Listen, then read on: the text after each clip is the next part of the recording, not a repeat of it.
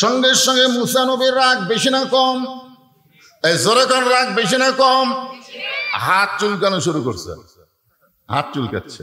আল্লাহ বুঝবার পারছে যে মুসা যে হাত দিয়ে আজরাইল চড় মারা চোখ কানা করে দেয়, এই হাতের পাওয়ার আছে না নাই? জোরে কোন আছে না নাই? একদিন আজরাইল এসে মুসা নবীকে বলতেছে, ও আল্লাহ নবী মুসা, আপনার জান কবজ করবার চাই। যেই বলতেছে মুসা আপনার জান কবজ করবার চাই, মুসার সাথে সাথে আল্লাহর সাথে যোগাযোগ, আমি একটা তোমার নবী, আর এই বেটা আজরাইল আমাকে সালাম না দিয়া আমার জান কবজ করবার চাই, ই তো বেদক। আল্লাহ বলতেছে মুসা তুমি কি করবার চাও? মুসা বলতেছে এক একটা চড় মারবার চাই। আল্লাহ বলে মুসা তোমার হাত আজরাইল, তুমি খেয়াল করে দেখো তো তোমার হাত দিয়ে আজরাইলের হাতও পাবা? তখন মুসা বলতেছে আল্লাহ তুমি কি মনে করছো আমি একলা মারবো? তা আল্লাহ বলে তোমার সঙ্গে আবার কে থাকবে? মুসা বলতেছে বিসমিল্লাহ কয়ে একটা চড় মারবো, দেখি তো কি হয়। কারণ বিসমিল্লাহ মানে কার নামে? বিসমিল্লাহ কয়ে মারছে চড়। আল্লাহ মুসার হাতের সাথে আল্লাহর কুদরতি পাওয়ার লাগায়া আজরাইলকে ডান চোখের মুনি উল্টে গেছে। আপনার জান যখন কবজ করবার আসবে তখন দেখবেন এক চোখ উল্টে না। সুবহানাল্লাহ বলেন। এখন বলেন মুসা নবীর হাতত পাওয়ার কম না বেশি? জোরে বলেন। রাস্তার বসে এক দোকানদার কাঁদতেছে। মুসা নবী বলে ভাই আপনি কান্দেন কেন? বলে ফেরাউনের বাবুর্চি বাকি খাতে খাতে সব শেষ, যখনই টাকা চাই তখন আমাকে চিনিস আমি ফেরাউনের লোক, আমাকে চিনিস আমি আওয়ামী লীগ, এরকম বলতেছিল না কথা কন? তো বলে আমাকে চিনিস আমি ফেরাউনের লোক। তো মুসা বলতেছে তাহলে টাকা চাইলে কি কয়? কয় ফেরাউনের লোক। সেটা কোথায়? ওই যে সামনে যাচ্ছে। হুজুর দেখেন আল্লাহ বলেন উদউ ইলা সাবিলি রাব্বিকা বিল হিকমা মাউইযাতিল লিল হাসানা। মুসা আমি ফেরাউনের কাছে পাঠাইছি গন্ডগোল করার জন্য নয়, বরং হিকমতের সঙ্গে দাওয়াত দাও সুন্দর ভাষায়। জোরে কান সুবহানাল্লাহ। যখন মুসা নবী সুন্দর ভাষায় ফেরাউনকে দাওয়াত দেওয়া শুরু করলেন, তারপরেও যখন ফেরাউন গ্রহণ না করে, ফেরাউন বলতেছে আমি লা ইলাহা ইল্লাল্লাহকে বিশ্বাস করি না। এ মুসা আমার কাছে এই দাওয়াত কেন দিবি? এই বলে ফেরাউন যখন সৈন্য সামন্তকে বললেন ধর, যেই বলছে ধর, মুসা বলতেছে আল্লাহ ফেরাউনের সৈন্যগুলো আমাকে ধরবার চাই, এখন আমি কি করব? আল্লাহ বলে দৌড় মার। কার হুকুম? তাহলে দৌড়ানা কার হুকুম? আপনারা কি মনে করতেছিলেন হাসিনা যে হারে অত্যাচার শুরু করছিল বাংলার জনগণ কিছু করবার পারত না? কিন্তু আল্লাহ বলেছেন একটু ধৈর্য ধর, দৌড়দৌড়ি কর, একটু আলুর বাগড়ের মধ্যে লুকা থাক, সময় আসবে। জোরে কোন কথা ঠিক কি না?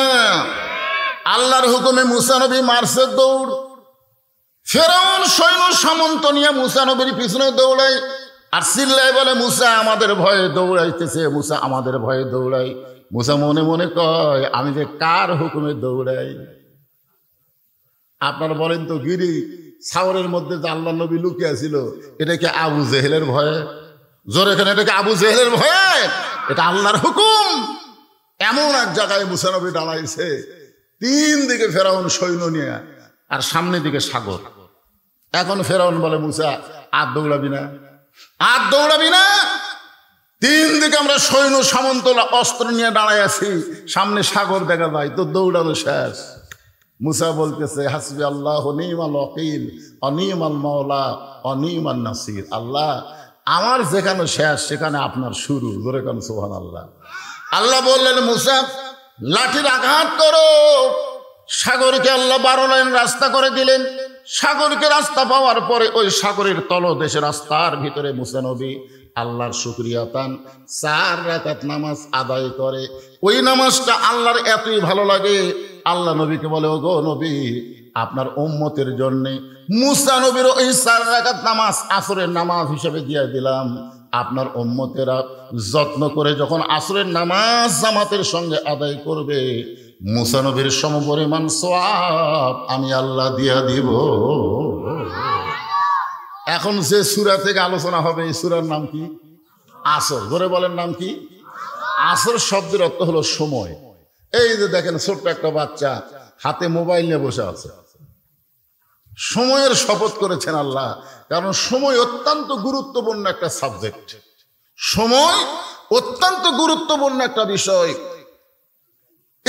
ছোট ছোট বাচ্চাদের হাতে আপনারা মোবাইল দিচ্ছেন, আপনারা মনে করতেছেন আপনার ছেলে দিন দিন খুব ভালো হচ্ছে, সময় যাচ্ছে আর ওই যে কি মাল হচ্ছে। এখন বুঝতে না পারলে কিছুদিন পরে চোখের পানি বের হবে, তখন আর কান্দা কোনো লাভ হবে না। কাঁচা কুঞ্চি আপনি যেমন করবেন তেমন করা যাবে, কিন্তু কুঞ্চি যদি পেকে যায়, শুকনা হয়ে যায়, তখন আর কিছু করা যায় না, কিছু করবার গেলে ভেঙ্গে যায়। ধরে কোন কথা ঠিক কিনা? এই জন্যে আল্লাহ রাসূল বলেছেন 7 বছর থেকে নামাজের তালিম দাও, 10 বছর থেকে জোর করে নামাজ ধরো। তোমার এই সন্তান নিয়ে তোমার কোনো টেনশন করা লাগবে না, আমার নামাজই তাকে ভালো করে দিবে। ধরে কোন কথা ঠিক কিনা? আল্লাহ তাআলা সময়ের কসম করলেন। সময় অত্যন্ত গুরুত্বপূর্ণ একটা সাবজেক্ট। আজ থেকে প্রায় 50 বছর আগে আব্দুল আলিম, নাম শুনছেন? আব্দুল আলিম সময় নিয়ে একটা গান গাইছে, সময়ের ওপরে। মিশে মায়ায় বন্দি থাইকা করলাম কত খেলা, পশ্চিমে তাকায়া দেখো তোমার ডুইবা গেছে বেলা, এক পলকের নাই ভরসা, মিশে সকল আশা, কখন বুঝি দারুণ ঝড়ে ভাঙবে তোমার বাসা।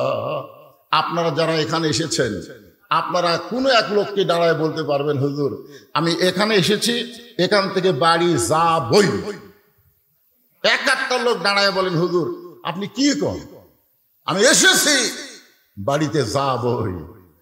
আল্লাহ বলতেছে না, তুমি বাড়িতে যাচ্ছ না, তুমি ঘোড়াধাপ বাজারে যাচ্ছ না, তুমি বগুড়া শহরে যাচ্ছ না, প্রত্যেক ধাপে ধাপে তোমার হায়াতকে অতিক্রম করে তুমি কবরের দিকে হাঁটতেছ। জোরে বলেন কথা ঠিক কিনা? সময় যেই মাগরিবের নামাজ চলে গেছে, যে শান নামাজ চলে গেছে, যতই কান্দেন ওই সময় আর ফেরত আসবে না। জোরে বলেন কথা ঠিক কিনা? প্রতিটা মুহূর্তে মুহূর্তে সময় আমাদের কাছ থেকে বিদায় হয়ে চলে যাচ্ছে। এই জন্য আল্লাহ তাআলা সময়ের শপথ করে বললেন, ইন্নাল ইনসানা লাফি খুসর, নিশ্চয়ই মানুষগুলো ক্ষতির ভিতরে। খুব খেয়াল করবেন। আমার আগে যে বক্তা ওয়াজ করলো উনি বললেন, আল্লাহ তাআলা বলেছেন, ওমা খলাকতুল জিন্না ওয়াল ইনসা ইল্লা লিয়াবুদুন, জিন এবং মানুষকে আল্লাহ ইবাদতের জন্য সৃষ্টি করেছে। জোরে কোন কথা ঠিক কিনা? আপনারা এখন এই এত জোরে চিল্লাস না, বুঝিস না, খালি চিল্লাস। যাদেরকে আমি বুঝানোর জন্য বলতেছি, এরকে বোঝা লাগবে না, তোরা খালি বসা থাক। ভালো জায়গায় বসে থাকলেও লাভ আছে না নাই? জোরে কোন আছে না নাই? একক যদি এখন এখান থেকে তুলে দেন, ওরা সাইডে এমন অকাম করবে। এই জন্য এখানে বসে আছে, থাক, যা করে করুক। কিন্তু আপনারা যারা বুঝমান তারা একটু চিন্তা করেন তো, ইবাদতের কথা যেখানে আল্লাহ বললেন সেখানে আল্লাহ, এদিকে খেয়াল করেন, সেখানে আল্লাহ কি বললেন? ওমা খলাকতুল জিন্না ওয়াল ইনসা ইল্লা লিয়াবুদুন, জিন এবং মানুষকে আমি ইবাদতের জন্য সৃষ্টি করেছি। আর যেখানে আল্লাহ ক্ষতির কথা বললেন, ইন্নাল ইনসানা লাফি খুসর, এখানে আল্লাহর বলা দরকার ছিল, কি বলা দরকার ছিল? ইন্নাল জিন্না ওয়াল ইনসানা লাফি খুসর, নিশ্চয় জিন এবং মানুষ ক্ষতির ভিতরে। তো ইবাদতের কথা বলার সময় আল্লাহ জিন ইনসান একত্র করলেন, আর ক্ষতির কথা বলার সময় আল্লাহ জিনক বাদ দিলেন। এই জিনক বাদ দেওয়ার কারণ কি আপনারা জানেন? একটা লোক কথা কয় না, না জানলে বলবেন জানি না। জোরে কন, আরো জোরে কন। যার মুখ খুলতেছেন আমি মনে হয় জানেন। আপনারা এখানে যে আইছেন, আমাকে যে নিয়ে আইছেন, আমি বিশ্বাস করেন গত রাত্রে যেখানে মাহফিল করছি সেখানে লক্ষাধিক লোক।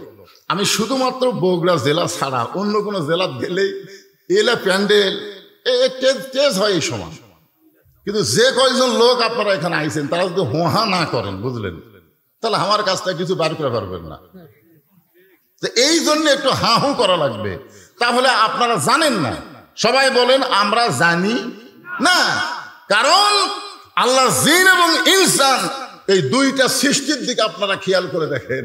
আপনারা বলেন তো, জিনক সৃষ্টি করে আল্লাহকে ফেরেশতা দিয়ে সেজদা করে লিসা, কিন্তু আদমকে যখন তৈরি করলেন, আগে তো জিনক সৃষ্টি করছে, তারপরে তো মানুষ। জোরে কোন ঠিক কিনা? আদমকে তৈরি করে আল্লাহ কি বললেন? উসজুদু লিআদাম, রে ফেরেশতা তোমরা আদমকে সেজদা করো। সমস্ত ফেরেশতা আদমকে সেজদা করলেন, কিন্তু একজন করলেন না। এই যে গল্প করা চলবে না, এই যে বাবা এই কি এক মোবাইল কি শুরু করছে রে। সমস্ত ফেরেশতারা সেজদা করলো, কিন্তু একজন করলো না। আপনারা বলেন তো ওটা কি ফেরেশতা? ওটা কে? ওটা জিনেরই সন্তান। ফেরেশতার জিন যখন যুদ্ধ লাগলো, তখন বুড়া জিনগুলো সব মরে গেল, আর জুয়ান জিনগুলো সব কুয়ে কাহা পাহাড়ে গিয়ে আশ্রয় নিল। আর এই জিনের বাচ্চা মাটির খেলে গড়াগড়ি করে, ছোট বাচ্চা গড়াগড়ি করতেছে। তখন ফেরেশতাকে আল্লাহ আছাড় মারা মারবো নাকি? আল্লাহ তখন বললেন, কুল্লু মাউলুদুন ইউলিদু আলাল ফিতরা। এ এখনো পাপ করার বয়সে হয়নি, ছোট, এক মারবা কেন? তো বলে আর তো সবাই দৌড় মারছে, বুড়ারা মরিছে, জুয়ানগুলা সব পাহাড়ের গুহার মধ্যে আশ্রয় নিছে, তাহলে এই ছোটটা কি করব? আল্লাহ বললেন, একে তোমাদের কাছে নিয়ে আসো। তখন ওই ছোট জিনের বাচ্চাকে ফেরেশতারা তাদের কাছে নিয়ে আসলো। আস্তে আস্তে বড় হলো। এক সময় চাল চরিত্র ইবাদত দেখে আল্লাহ তাকে বললেন মুআল্লিমুল মালাইকা। যদিও ফেরেশতা নয়, তারপরে সমস্ত ফেরেশতাদের ওস্তাদ বানায় দিলেন। জোরে বলেন সুবহানাল্লাহ। সবাই সেজদা করলো, ওই মাথা খাড়া করে থাকলো, ওই আর সেজদা করলো না। তো আল্লাহ ডাক দিয়ে বললো, কে ইবলিস, এই সবাই আদমকে সেজদা করলো, তুই করলি না কেন? ইবলিস বলতেছে, আল্লাহ এই মাথা শুধু আপনাকে সেজদা করবে, আপনি ছাড়া অন্য কাউকে সেজদা করবে না। আপনার বলেন তো ইবলিসের কথা ভালো না খারাপ? খারাপ করে দেখলেন, কথা ভালো কিন্তু অন্তর। আল্লাহু আলিমুম বিজাতিস সুদূর। আল্লাহ তাআলা ইবলিসের অন্তরের দিকে তাকায় দেখে, ইল্লা ইবলিসা আবা ওয়াস্তাকবার। আদমকে যে ইবলিস সেজদা করেনি, এটা অহংকারের কারণে। জোরে কান, কিসের কারণে? আজও যারা নামাজ পড়ে না, আল্লাহকে সেজদা করে না, এরা হলো ইবলিসের চেলা চামুন্ডা। জোরে বলেন কথা ঠিক? আল্লাহ বলেন, বের হয়ে যা, আমার রহমতের এরিয়ার মধ্যে তোর কোনো জায়গা নাই, যা। তো এখন ইবলিস যাওয়ার সময় বলতেছে, আল্লাহ আপনি যখন আমাকে বাইর করে দিচ্ছেন, আমার থাকার তো কোনো উপায় নাই। তো যাওয়ার আগে আপনাকে একটা প্রশ্ন করবার চাই। আল্লাহ বলে, কি প্রশ্ন? ইবলিস বলতেছে, আল্লাহ আমার প্রশ্ন হলো, আল্লাহ বড় না আদম বড়? প্রশ্নটা খুব খেয়াল করবেন। ইবলিস কি প্রশ্ন করতেছে? যে আমার প্রশ্ন হলো, আল্লাহ বড় না আদম বড়? আল্লাহ কয়, কে রে ইবলিস, এই তোর কি মনে হয়? ইবলিস বলতেছে, আল্লাহ 6 লক্ষ বছর আপনাকে সেজদা করছি, আর আদমকে শুধু একটা সেজদা করিনি। একটা সেজদা না করার কারণে আপনি যদি এরিয়ার থেকে বের করে দেন, তাহলে 6 লক্ষ বছর সেজদা করলাম, তার খবর কি? একটা সেজদা না দেওয়ার কারণে রহমতের এরিয়া থেকে যদি আমাকে বের করে দেন, তাহলে 6 লক্ষ বছর সেজদা করলাম, তার খবর কি? আল্লাহ বলে, ইবলিস আমি আল্লাহ আদমকে এত ভালোবাসি, আমার চাইতেও অনেক বেশি। একটা সেজদা না দেওয়ার কারণে তোমার 6 লক্ষ বছরের সেজদা আমি বাতিল করে দিয়েছি। আপনারা সুবহানাল্লাহ করলেন না, মানে বুঝবার পারেন না। বুঝতে পারছেন? বুঝবার পারলে সুবহানাল্লাহ বলা ছাড়া একটা মুখও থাকতে থাকবে। আমি আল্লাহ আদমকে এত ভালোবাসি, আমার চাইতেও অনেক বেশি। আল্লাহর চাইতে আল্লাহ আদমকে বেশি ভালোবাসে, আর এই ভালোবাসার কারণে একটা সেজদা না দেওয়ার কারণে তোমার 6 লক্ষ বছরের সেজদা আমি বাতিল করেছি। তাহলে চিন্তা করেন, আল্লাহ ইবাদতের সময় জিন ইনসান একত্র করলেন, আর ক্ষতির কথা বলার সময় আল্লাহ জিনক বাদ দিলেন। জিনক বাদ দেওয়ার কারণ হলো, আল্লাহ ইনসানকে এত ভালোবাসে যে মানুষ যেন ক্ষতির মধ্যে না পড়ে। এই ওষুধ আল্লাহর কাছে আছে না নাই? আল্লাহ বললেন, ইল্লাল্লাযীনা আমানু ওয়া আমিলুস সালিহাতি ওয়া তাওয়াসাউ বিল হাক্কি ওয়া তাওয়াসাউ বিস সাবর। এখানে বিষয় হলো 4টা। ধরে কান, কয়টা? 4টা বিষয় আপনাদের সামনে আলোচনা করা হবে। একটু মনোযোগ দিয়ে শোনার দরকার আছে না নাই? 1 নম্বর বিষয়ের নাম হলো ঈমান। ঈমান যদি না থাকে, আপনি যতই ভালো কাজ করেন, একটা কাজও আল্লাহর দরবারে কবুল হবে না। জোরে বলেন, 1 নম্বর বিষয়ের নাম কি? ঈমান যদি না থাকে। আপনার বলেন তো, আমাদের বাংলাদেশে শতকরা কত ভাগ মুসলমান? এ বাংলাতে কত? 95,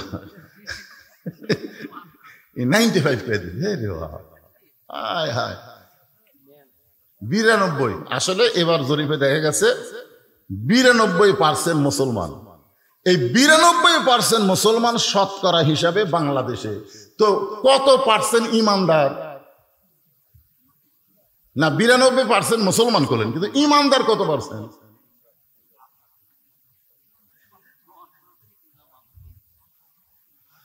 এখন একটা হাদিস আপনাদের বলি, দেখেন তো এই হাদিসটা অনুসারে আপনাদের তেলধাপের মসজিদের খবর কি? আল্লাহ রাসূল বলেছেন, লা সালাতা লা ঈমানা, যার নামাজ নাই তার ঈমান নাই। এই তেলধাপ মসজিদের মুয়াজ্জিন সাহেব আছে? কুটি আছে? আচ্ছা, যাই হোক, ঠিক আছে, উনি খবর ভালো দিবার পারবে যে ফজরের আসসালাতু খায়রুম মিনান নাম শোনার পরে কিরকম মুসল্লি হয়। কারণ 5 ওয়াক্ত নামাজের মধ্যে ফজরের নামাজ কেউ যদি মসজিদে জামাতে না পড়ে, আল্লাহ রাসূল বলেন সে নামাজ বাড়ি পড়লেও মুনাফিক। করে কোন কথা ঠিক কিনা? ওই নামাজ যদি বাড়িতে পড়ে তো ওই মুনাফিক হবে। এত গুরুত্বপূর্ণ নামাজ হলো ফজরের নামাজ। এখন চিন্তা করেন, আমরা ইমানদার কয়জন? আমরা নামাজ ভঙ্গের কারণ জানি, আমরা ওযু ভঙ্গের কারণ জানি, আমরা কিন্তু রোজা ভঙ্গের কারণ জানি, কিন্তু ঈমান ভঙ্গের কারণ আমরা জানি? এক কথা কয় না, জানেন না? আচ্ছা, কেউ যদি আপনাদের মধ্যে এরকম গজল গায়, আমার দয়াল বাবার দরবারেতে কেউ ফিরে না খালি হাতে, আপনার বলেন তো এই লোকটার ঈমান আছে? বলা লাগবে ইয়াকা নাবুদু ওয়া ইয়াকা নাস্তাইন, আমরা ইবাদত করি কার? তাহলে সাহায্য চাই কার কাছে? এখানে দয়াল বাবার কোনো কথা বলা চলবে? ঈমান ভঙ্গের 1 নম্বর কারণ হলো শিরক করা, আল্লাহর সঙ্গে কাউকে শরীক করা, সাথে সাথে ঈমান ভেঙ্গে ওই মুমিন থেকে মুশরিক হয়ে যায়। আপনাকে এলাকায় দুর্গা পূজা হচ্ছে? হয়নি?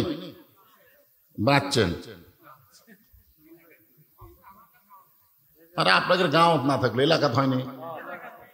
আচ্ছা, দুর্গা পূজার আগে হিন্দু ঠাকুর বলল যে মুসলমানের অত্যাচারে এত ভিড়, আমরা ঠিক মতো পূজাই করে পারলাম না। আপনারা বলেন তো, হিন্দু ঠাকুর যদি বলে যে মুসলমানের ভিড়ের কারণে আমরা ঠিক মতো মা দুর্গাকে পূজা করতে পারলাম না মুসলমানের কারণে, তাহলে হিন্দু ঠাকুরকে দেখবার যে সমস্ত মুসলমান গেছে এরা আর মুমিন আছে? এরা মুসলমান নাম আছে কিন্তু মুশরিক হয়ে গেছে। সাহাবারা বললেন, হে রাসূলুল্লাহ, এই ঈমান সম্পর্কে আমাদেরকে সুন্দর করে একটু বললে ভালো হয়। আল্লাহ রাসূল বললেন, তাহলে শোনো, ইকরার বিল লিসান, তাসদিক বিল জানান, আমল বিল আরকান, এরই নাম হলো ঈমান। এখানে 3টা কথা বলা হয়েছে, ধরে কোন কয়টা? 1 নম্বর হলো ইকরার বিল লিসান, জবানে বলতে হবে লা ইলাহা ইল্লাল্লাহ। 2 নম্বর তাসদিক বিল জানান, কলিজার মধ্যে ঈমানের জায়গা দেওয়া লাগবে। কলিজার মধ্যে যখন ঈমানের জায়গা দিবেন তখন ওই মানুষটার চরিত্র হযরত বেলালের মতো হয়ে যাবে। এই যে সুবহানাল্লাহ করেন, হযরত বেলাল কেমন? সারাদিন মারছে, সারাদিন মারছে, আর বলেছে শুধু একবার বল আল্লাহ রাসূল মানি না। বেলাল বলে, যত মারো লা ইলাহা ইল্লাল্লাহ ছাড়া আমার কোনো কথাই নাই। সারাদিন মারার পরে সারা রাত বুকে পাথর চাপা দিয়ে রাখছে, এত বড় পাথর যে একটা সুস্থ মানুষকে চাপা দিলে সাথে সাথে সে বেলুন ফোটার মতন ফুটে মরে যাবে। কয়েকজন যুবক কাফের পাথর এনে বেলালের বুকে চাপা দিল। আবু জেহেল বলল, পাথরের ভারীতে এমনি মরে যাবে। সবাই যখন পাথর চাপা দিয়ে রাত্রেবেলা চলে গেল, এমন সময় বেলাল বলতেছে, আল্লাহ, তুমি আমার জাতির পিতা ইব্রাহিমের জন্য আগুনের চুলা যদি শান্তির বাগান বানানো পারো, তুমি যদি মুসা নবীর জন্য সাগরকে রাস্তা বানানো পারো, তাহলে তুমি তো সে আল্লাহ আছো, তুমি কি আমার বুকের পাথর তুলার মতন পাতলা করে দিবার পারবা না? যখন আল্লাহ পারবে, কে পারবে না? পারবে না। বেলালের ঈমানের কাছে পাথর আল্লাহ তুলা বানায় দিচ্ছে। সকালবেলা কাফেরেরা বেলালের লাশ নিতে এসে দেখে বেলালের নিঃশ্বাসে পাথর উঠতেছে আর ডাবতেছে, উঠতেছে আর ডাবতেছে। হায় হায়, আপনারা বলেন তো ঈমানদারের পাওয়ার আসলে নাই? ইমানদারের নিঃশ্বাসের কারণে মনে মনে টনে টনে ওজনের পাথর উঠতেছে আর ডাবতেছে। একজন যুবক গিয়ে আবু জেহেলকে বলে, নেতাজি, যেই পাথর চাপা দিলেই বেলাল মরে যাবে, সেই পাথর নিঃশ্বাসের সঙ্গে উঠতেছে আর ডাবতেছে। আবু জেহেল আর বেলালের মনে ওমায়া দুইজন দৌড়ে এসে বেলালের মুখের মধ্যে হাতটা ঢুকায় জিব্বাটা টেনে বের করে এই জিব্বার মধ্যে পেরেক ঢুকায় দেয়, জিব্বার মধ্যে পেরেক ঢুকায় দেয়। তারপরেও যেন বেলাল আল্লাহ বলতে না পারে। বেলাল আল্লাহ না বলতে পারলেও আহাত আহাত আহাত আহাত শব্দ উচ্চারণ করতেছে। সমস্ত কাফেররা হই হট্টগোল করে হাসতেছে। বেলাল চোখের পানি বের করে বলে, মাবুদ, জীবন চলে যাবে কিন্তু একটা মুহূর্তের জন্য তুমি ছাড়া আমি থাকতে চাই না। সঙ্গে সঙ্গে কোরআনের আয়াত নাজিল হয়ে গেল, ওয়াহুয়া মাআকুম আইনামা কুনতুম। বেলাল, তুমি আছো যেখানে, আমি আল্লাহ আছি সেখানে। লিল্লাহে তাকবীর। তাহলে ইমানের 3 নম্বর কি? আমল বিল আরকান। ইমান অনুযায়ী আমল করা লাগবে। আপনারা বলেন তো, সূরা আসরের 2 নম্বর বিষয় হলো ও আমিলুস সলিহা, নেক আমল করা। এ ভাইজান মনোযোগ দিয়ে শোনেন, ইমান অনুযায়ী যদি আমল করতে চান, 1 নম্বর আমলের নাম কি? যে আমল না করলে ইমান থাকে না। আমি আগে হাদিস বলেছি, যে আমল না করলে, আপনি যদি রোজা না করেন আপনাকেও কাফের বলতে পারবে না। আপনি যদি হজ না করেন আপনাকেও কাফের বলতে পারবে না। আপনি যদি যাকাত দিবার না পারেন আপনাকেও কাফের বলতে পারবে না। কিন্তু মান তারাকা সালাতু মুতাম্মিদান ফাকাত কাফারা, ইচ্ছা করে 1 ওয়াক্ত নামাজ বাদ দিল, সে কাফের হয়ে গেল, কাফের হয়ে গেল। তাহলে আপনারা বলেন তো, আমলের মধ্যে যে কয়টা আমল আল্লাহ দিছে, এর মধ্যে 1 নম্বর আমলের নাম কি? সবাইকে বলা লাগবে। 1 নম্বর আমলের নাম কি? নামাজ। কয় ওয়াক্ত পড়েন? কয় ওয়াক্ত? জুমার নামাজের কতগুলো আছে প্যাটি, সবার শেষে এসে আগে যায়। এরকম কিছু মুসল্লি আছে না নাই? এখন হয়েছে, দেখবেন আসবে সবার শেষে, যাবে সবার আগে। একজনের বইয়ের পেটে বাচ্চা আইছে, নিয়ত করছে, আল্লাহ তুমি যদি আমাকে একটা পুত্র সন্তান দাও, আমি পীর সাহেবকে একসঙ্গে ভাত খিলাবো। আল্লাহ একটা কন্যা সন্তান দিছে, আর ভাত কিরান লাগে? পরের বারে আবার একটা বইয়ের পেটে বাচ্চা আইছে, নিয়ত করছে, আল্লাহ তুমি যদি আমাকে একটা পুত্র সন্তান দাও, আমি মসজিদের ইমামকে একসঙ্গে ভাত খিলাবো। আল্লাহ সেইবারও একটা কন্যা দিছে। পরের বার চান্স নিচ্ছে দিকে আর একবার চান্স নেই। যেরকম আমি 3 বার চান্স নিয়ে 3টাই বেটি হচ্ছে, বুঝলেন? পরের বার চান্স নিয়ে বইয়ের পেটে যখন বাচ্চা আইছে, তখন রাগ করে বলতেছে, আল্লাহ তুমি যদি আমাকে একটা পুত্র সন্তান দাও, আমি শয়তানকে একসঙ্গে ভাত খিলাবো। মানে রাগ করে ফেলে দিছে। আল্লাহ সেইবারই একটা পুত্র দিছে। সন্তানের মা এখন সন্তানকে কোলে নিয়ে বলে, দিয়ে আল্লাহ বোঝে মন কায়রা নিতে কতক্ষণ, দিয়ে আল্লাহ বোঝে মন কায়রা নিতে কতক্ষণ। তুমি যে নিয়ত করলে পুত্র হলে শয়তানকে একসঙ্গে ভাত খিলাবা, তো শয়তানের দাওয়াত দেও না কেন?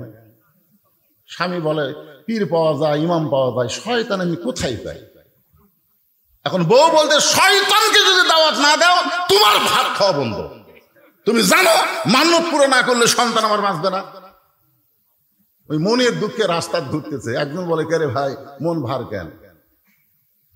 মন ভার কেন? বেটা হওয়ার কারণে। কারে পাগলা, বেটা হলে মানুষ খুশি হয়, তোর মন ভার কেন?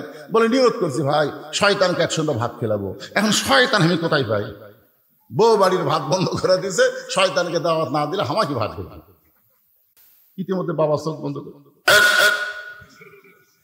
এক মুড়ি খপ করে পড়ে গেছে। বলতেছে, বাবা আপনি চোখ বন্ধ করে থাকতে থাকতে এরকম হঠাৎ ঝাঁকি মারার কারণ? বলে, আমি চোখ বন্ধ করে দেখতেছি কাবার উঠে একটা মুরগি ঘুরতেছে, এটি থেকে ঝাঁকি দিয়ে মুরগি খেতে দিলাম, যদি পায়খানা করে। মুরিদরা কয়, হাই রে বাবা, কোথায় কাবা আর কোথায় বাবা? যে বাবা চোখ বন্ধ করলে কাবা ঘরের মুরগি দেখবার পায়, সেই বাবার কাছে যা, শয়তান কোন জায়গাতে আছে বাবাই কবাই হবে। মুরিদের কথা মতোই বাবার দরবারে গেছে। বাবা বলতেছে, কে রে, তোকে নতুন দেখতেছি, তোর নিয়ত কি? তোকে তো কোনোদিন দেখি না। বলে, বড় আশা নিয়ে আইছে বাবা, শয়তান কোন জায়গাতে আছে একটু খবর দেন তো। বাবা কয়, শয়তানের খবর কেন? বলে আমার একটা ছেলে হয়েছে, আমি নিয়ত করছি শয়তানকে একসঙ্গে ভাত খেলাবো, কিন্তু শয়তানকে খুঁজে পাচ্ছি না। কেন তুই নিয়ত করে পারিস না পীর সাহেব একসঙ্গে ভাত খেলাবো? বলে হ্যাঁ, বাবাকে খাওয়াবার চাইছিলাম, কন্যা হচ্ছে। ইমামকে খাওয়াবার চাইছিলাম, কন্যা হচ্ছে। যেই শয়তানকে খাওয়াবার চাইছি, পুত্র হচ্ছে। বাবার হাতে এক লাঠি ছিল, মারছে বাড়ি। ওই বাড়ি খায় আসতেছে, আস্তে আস্তে রাস্তার মধ্যে ইমামের সাথে দেখা। ইমাম বলতেছে ভাই কোথায় গেছিলেন? বলে বাবার দরবারে। কেন? বলে শয়তানের খোঁজে। খোঁজ তো দিবার পারলো না, লাঠিতে মারলো বাড়ি। ইমাম বলতেছে শয়তানকে খুঁজবার অত দূর যাওয়া লাগবে কেন? ওই আটুসি যাওয়া লাগবে, শয়তানও খুঁজবে? অত দূর যাওয়ার দরকার নাই। শয়তানকে যদি পাবার চান, লাগাতার 3 জুম্মা মসজিদের শেষ কাতারে নামাজ পড়বেন। আপনি খালি খেয়াল করে দেখবেন, সবার শেষে আসে কে, সবার আগে যায় কে? সবার শেষে আসবে, সবার আগে যাবে। একই লোক যদি লাগাতার 3 জুম্মা এই আমল করে, তাহলে বুঝবেন উই শয়তান। সবার শেষে আসে, সবার আগে যায়। একই লোক যদি লাগাতার কয় জুম্মা, 3 জুম্মা যদি আমল করে, তাহলে বুঝবেন ওই শয়তান। ওরে এক সন্ধ্যা ভাত খাওয়ায় দিলে আপনার মান্যত পুরা হবে। কারণ আল্লাহ কোরআনে বলেছেন মিনাল জিন্নাতি ওয়ান নাস, শয়তান খালি জিনের মধ্যে না, শয়তান মানুষের মধ্যেও আছে। এখন মসজিদের শেষ কাতারে নামাজ শেষ করে বসে আছে, সবার শেষে আসে কে? প্রথম জুম্মায় দেখে সবার শেষে আইছে ওর চাচা। সবার শেষে কি আইছে? ওর চাচা। মনে মনে বলতেছে কাজ কামের ভিড়ে চাচা না হয় সবার শেষে আইলো, চাচা যেন আগে বার না হয়। দেখে সবার আগে ওর চাচাই বার হয়ে গেল। দ্বিতীয় জুম্মায় দেখে সবার শেষে ওর চাচা, সবার আগে ওর চাচা। এখন তৃতীয় জুম্মা আল্লাহ বলতেছে আল্লাহ আজকে ফাইনাল জুম্মা, আল্লাহ আজকে যেন চাচা সবার শেষে না আগে। তুই যতই দোয়া করুক, শয়তানের জন্য দোয়া করবি। সবার শেষে ওর চাচাই আইছে। ওই এখন বলতেছে আল্লাহ শেষে আইছে, কিন্তু সবার আগে যেন বার না হয়। অন্তত চাচার আগে কেউ একটা বার হোক। কারণ আমি শয়তান দেখবার চাই, তাই বলে বাপের ছোট ভাই শয়তান হোক, এটা আমি দেখবার চাই না। কিন্তু যেই মাত্র সালাম ফিরাছে, চাচাই আগে বার হয়ে গেছে। একদিক দিয়ে খুশি, একদিক দিয়ে বেজার। খুশি হওয়ার কারণ হলো শয়তান পাওয়া গেছে, আর বেজার হওয়ার কারণ হলো চাচাই শয়তান। এখন চাচার বাড়িতে গিয়ে বলে চাচা আগামী সোমবারে আমার বাড়িতে আপনার দাওয়াত, আগামী সোমবারে দুপুর বেলায় আমার বাড়িতে আপনার দাওয়াত। চাচা ছোট বাচ্চার মতন কাঁদতেছে। বাস্তা বলে চাচা কান্দেন কেন? চাচা কান্দের বলে বর্তমানে বইয়ের অত্যাচারে, বেটার বইয়ের অত্যাচারে বেটার বাড়িতে আমার খাওয়া হয় না, আর তুই ভাস্তা হয়ে আমার দাওয়াত দিবি। অনেক বেটার বউ আছে, বেটার বউ হওয়ার পর থেকে বাপ মাকে আর দেখতে দেয় না। ধরে কোন কথা ঠিক কিনা? এরকম আছে না? না, শাশুড়ি বসে আছে বইয়ের কাছে। এখন জামাই বলতেছে আম্মা আমি ঘোড়া ডাব যাচ্ছি, আম্মা আপনি ডাব খাবেন না গ্লুকোজ খাবেন? ডাব খাবেন না গ্লুকোজ খাবেন? বউ বলতেছে আমার মাও দুটাই খায়, ডাবও খাই গ্লুকোজও খায়। তখন বলতেছে আমি আম্মার জন্য ডাবও আনবো, গ্লুকোজ আনবো। এই কথা বলে ওই ব্যাগলা বের হচ্ছে, দেখে দরজা তোর মা খাড়া হয়ে আছে। মায়ের দিকে তাকায় না, মাথা নিচু করে যাচ্ছে। মা বলতেছে বাবা গত সপ্তাহে 10 টাকার পান আনছিলি, পান ফুরে গেছে। আজকে যখন ঘোড়া ধাপ বাজারে যাচ্ছিস আমার জন্য 1 বিঘা পান আনিস। বলে এই জন্যই তো তাকাই না, খালি খাই 10 টাকার পান দিয়ে 1 মাস চলান যায় না। নিজের মাকে বলতেছে খাই, আর শাউরের জন্য ডাব আর গ্লুকোজ আনবার চাই। এরকম পাটা মার্কা বেটা আছে না নাই? জোরে করে আছে না নাই? এখন চাচা কান্দার বলে বর্তমানে বেটার বইয়ের অত্যাচারে বেটার বাড়িতে আমার খাওয়া হয় না, আর তুই ভাস্তা হয়ে চাচাক দাওয়াত দিলি। ভাস্তা মনে মনে কয় কি দেখে যে দাওয়াত দিছি আগে বলবো না, আগে কাম হয়ে যাক তারপরে বলবো। ধরে কোন ঠিক কি না? বাগান একটু মনোযোগ দেন। এইরকম জুমার নামাজ আদায় করে অনেক আল্লাহর বান্দা। আগামী সোমবারে চাচার ভাস্তার বাড়িতে চাচার দাওয়াত। আমি আপনাদের অবশ্যই বলবো খবরটা কি হয়। তার আগে যারা শুধু জুম্মার নামাজ পড়ে তাদের জন্য বলতেছি। একজন আমাকে বলতেছে হুজুর আমি 5 ওয়াক্ত পড়ি না, শুধু জুম্মার নামাজ পড়ি, আমি কি বেনামাজি? কন আপনি কন, আমি তো জুম্মার নামাজ পড়ি হুজুর, তাই বলে কি আমি বেনামাজি? আল্লাহ আমাকে জান্নাত দিবে না? তখন আমি বললাম লা তাকনাতু মির রাহমাতিল্লাহ ইন্নাল্লাহা ইয়াগফিরুয যুনুবা জামিয়া ইন্নাহু হুয়াল গাফুরুর রহিম। আল্লাহর দয়ার কোনো সীমা আল্লাহ হাসরের ময়দানে বলবে, এই যারা 5 ওয়াক্ত নামাজ পড়নি, খালি জুম্মার নামাজ পড়েছো, আমি আল্লাহ তাদেরকে জান্নাত দিয়ে দিলাম, যাও। তখন খালি জুম্মা যারা পড়ছে ওরা খুশি হবি ভাই, আয় আয়, ওরা কষ্ট করে ফজর পড়ছে, জোহর পড়ছে, এসা পড়ছে, খালি জুম্মা পড়ে জান্নাতে যাচ্ছি রে। জান্নাতের দরজার যায় দেখে বিশাল একটা তালা। জুম্মা পাটি বলবে, আল্লাহ জান্নাত দিলেন, জান্নাতের দরজার যে তালা লাগানো আছে, আল্লাহ বলতেছে খুঁজা দেখ, চাবি তোদের কাছে আছে। এবার জুম্মা পাটি খুঁজা দেখবে, পকেটের মধ্যে একটা চাবি আছে, ওই চাবিটা তালার মধ্যে ঢুকবে কিন্তু ঘুরবে না, ঢুকবে ঠিকই ঘুরবে না। বলে আল্লাহ চাবি তালার মধ্যে ঢুকলো কিন্তু ঘোরে না। আল্লাহ বলে তালার মধ্যে 5টা দাগ আছে, তোর চাবির মধ্যেও 5টা দাগ থাকা লাগবে, দাগে দাগে মিল হবে, কুট্টুস করে তালা খুলবে। তোর চাবির মধ্যে দাগ আছে, তাই তেল তেলা। আল্লাহ কিসের 5টা দাগ? আল্লাহ বলবেন ফজর, জোহর, আসর, মাগরিব, এশা, এই 5 ওয়াক্ত নামাজ যারা পড়বে, আসসালাতু মিফতাহুল জান্নাহ, তাদের চাবিটা জান্নাতের দরজা খুলে যাবে। জোরে বলেন সুবহানাল্লাহ।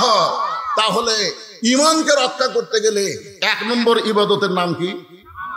আরো জোরে বলেন, নামাজ। পুরুষ মানুষের জন্য 1 নম্বর ইবাদতের নাম হলো নামাজ। কিন্তু যারা নারী, এই তেল ধাপের মরদেরা, আপনারা মরদ মানুষ, আপনাদের জন্য 1 নম্বর আমল হলো নামাজ। কিন্তু যারা মেয়ে মানুষ, তার জন্য 1 নম্বর আমল কি? আমি চা খাই না ভাই, জীবনেও চা খাই না।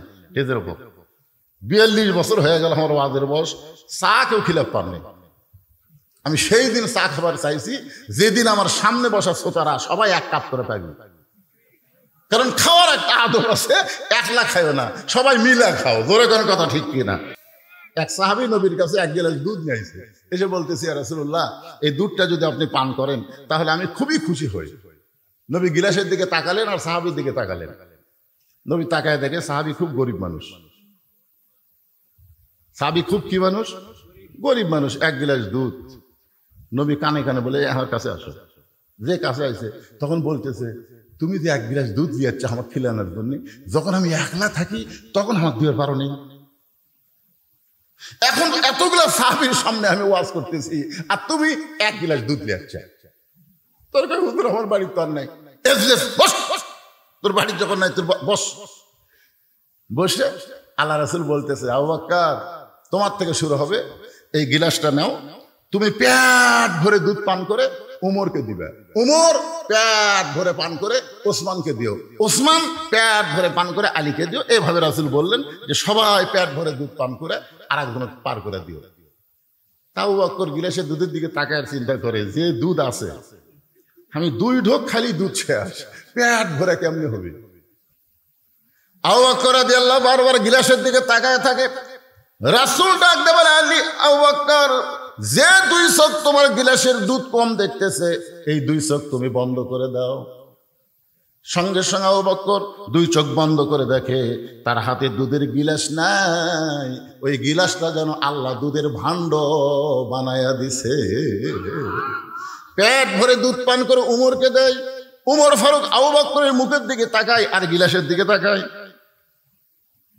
আবু বকর বলে, উমর কি দেখতেছে? বলে, আপনি যে ঢক ঢক করে খাইলেন, কি খেলেন? আপনি যে খাইলেন, খাওয়ার যে ঢক ঢক করে একটা শব্দ শুনলাম, তো দুধ তো যা খাই আছে। আবু বকর বললেন, উমর চোখ বন্ধ কর, বন্ধ কর। উমর ফারুক চোখ বন্ধ করে দেখে তার হাতে দুধের গিলাস নাই, আল্লাহ তাআলা দুধের বালতি বানায় দিছে। জোরে করে সুবহানাল্লাহ। সবাই চোখ বন্ধ করে দুধ পান করে পেট ভরে গেল। নবীর কাছে দুধের গিলাস দিল, নবী দুধ পান করে সাহাবীকে বলল, ধরো গিলাস ধরো। সাহাবী তাকায় দেখে যা দুধ তাই আছে। বলল, ইয়া রাসূলুল্লাহ, যা দুধ দিলাম তাই আছে। রাসূল বললেন, তোমার দুধ তুমি দিয়েছো, কিন্তু তুমি দাওয়াতকারী, আর যিনি খাওয়াইছেন তিনি হলেন আল্লাহ। খাওয়ানোর মালিক কে? তুমি দাওয়াতকারী। আল্লাহ তাআলা তোমার দুধের উপরে বরকত দিয়া, আমা মিন দাব্বাতিন ফিল আরদি ইল্লা আলাল্লাহি রিজকুহা। জোরে বলেন আল্লাহু আকবার। একটু খেয়াল করেন, পুরুষ মানুষের জন্য 1 নম্বর হলো নামাজ, আর নারীদের জন্য 1 নম্বর হলো পর্দা। আল্লাহ রাসূল বললেন, ফাতেমা তোমার সঙ্গে আমার গুরুত্বপূর্ণ কিছু কথা আছে। ফাতেমা বললেন, বাবা কি গুরুত্বপূর্ণ কথা? রাসূল বললেন, ফাতেমা কখনো কি তোমার মনে হয় যে তোমার বাবা বিশ্ব নবী বলে আল্লাহ তোমাকে জান্নাত দিবে? এই কথা কি কখনো মনে হয়? ফাতেমা বলতেছে, বাবা সব সময় আমার মনে হয় আমার বাবা বিশ্ব নবী, এই ওসিলায় আল্লাহ আমাকে জান্নাত দেবে। রাসূল বললেন, ফাতেমা বিশ্ব নবীর মেয়ে হওয়ার কারণে আল্লাহ তোমাকে জান্নাত দেবে না। জান্নাতে যদি যাওয়ার চাও, জান্নাতের আমল করে তোমাকে জান্নাতে যেতে হবে। ফাতেমা বললেন, বাবা মেয়েদের জন্য জান্নাতের আমল কি? রাসূল বললেন, মাত্র 4টা আমল করা লাগবে। আমার মায়েরা যারা পর্দার অন্তরালে আর বাবারা যারা সামনে আছেন, একটু গুরুত্ব দিয়ে শোনেন। 1 নম্বর নামাজ, 2 নম্বর রোজা, 3 নম্বর স্বামীর খেদমত করা।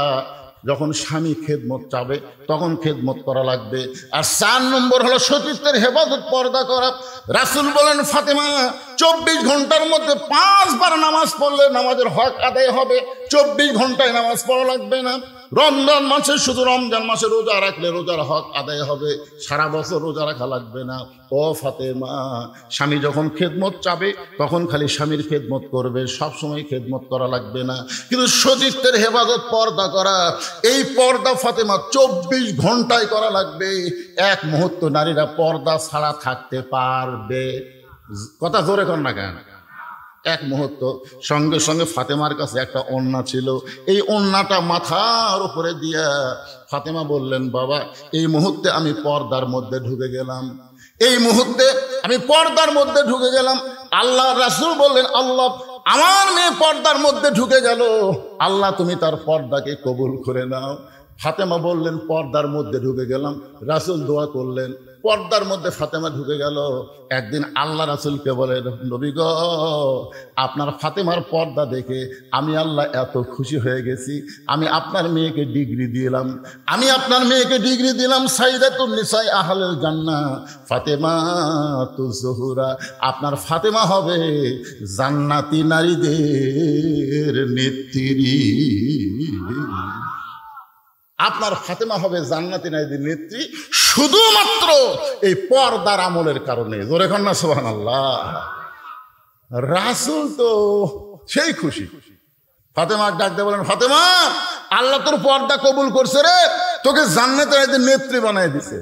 ফাতেমা তো সে আনন্দ, আল্লাহ আমাকে জান্নাতি নারীদের নেত্রী বানালো। বাংলাদেশের নেত্রী না, জান্নাতি নারীদের নেত্রী। এই কথা বলে রাসূল যখন চলে যাচ্ছে খুব খুশি। এমন সময় আল্লাহ ডাক দিয়ে বলে, হাবিব খবর আর একটা আছে। রাসূল বললেন, আল্লাহ কি খবর? বলে, আপনার ফাতেমা জান্নাতি নারীর নেত্রী হবে, কিন্তু আপনার ফাতেমার আগে একটা নারী জান্নাতে যাবে।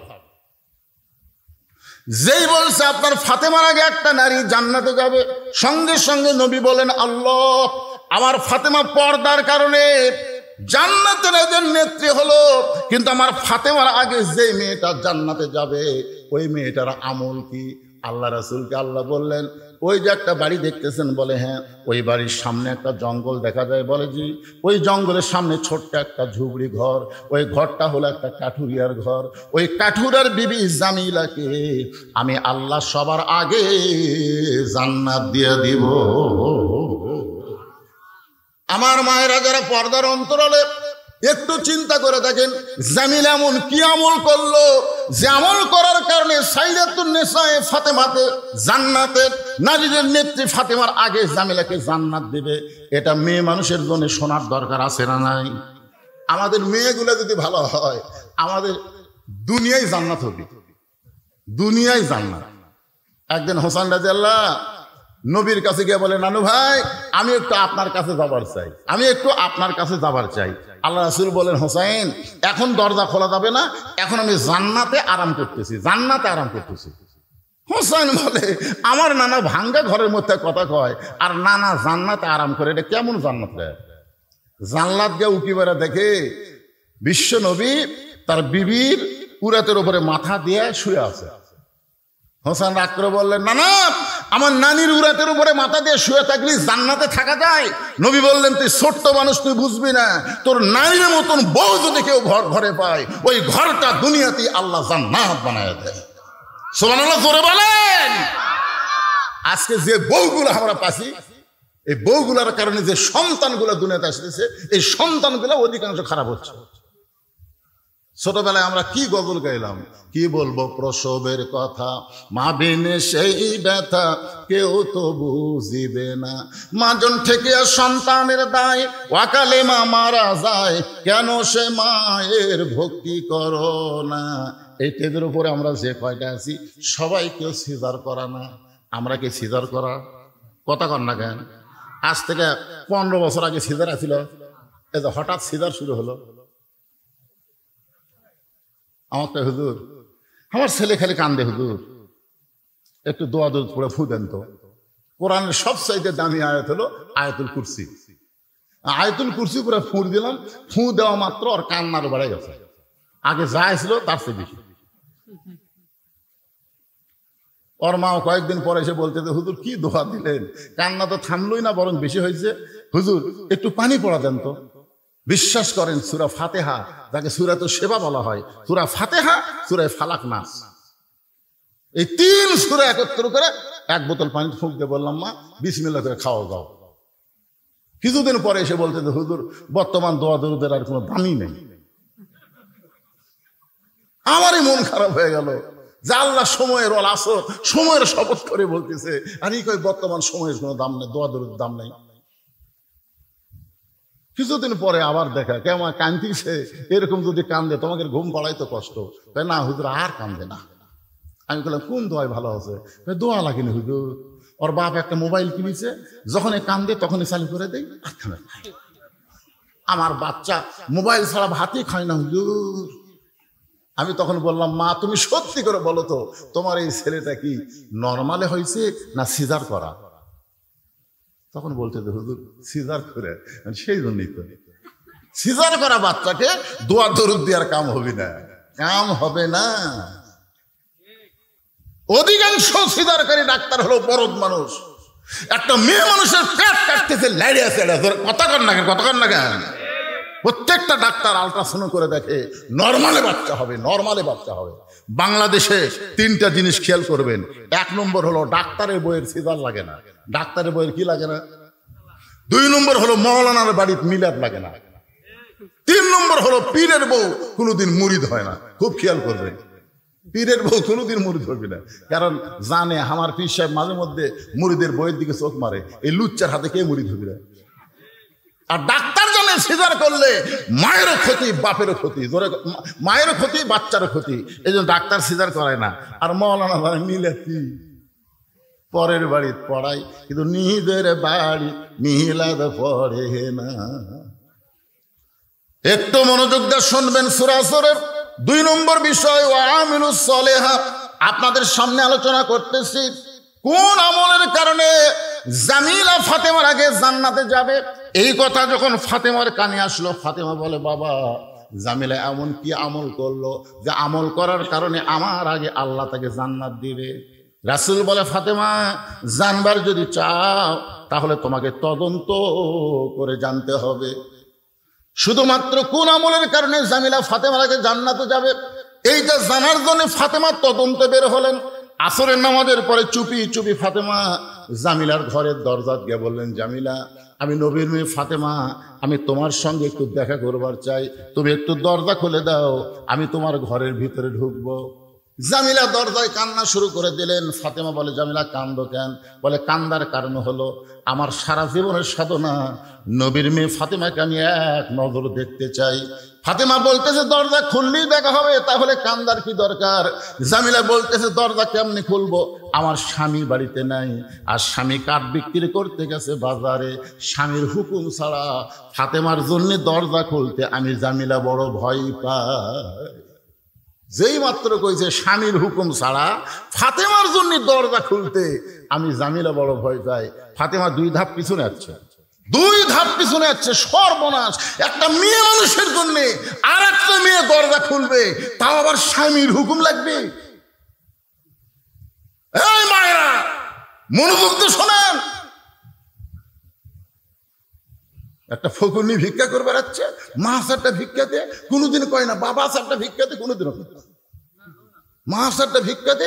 মা দরজা খুলে দিছে, ওই ঘরের মধ্যে যায়, বাড়ির মধ্যে যায়, দেখে মোটর সাইকেল কোন জায়গা তুলছে, কি কোন জায়গা তুলছে, এই শালা ফকুনি সব দেখছে, দেখে এসে চোরক তছে মোটর সাইকেল ওই ধারত থাকে।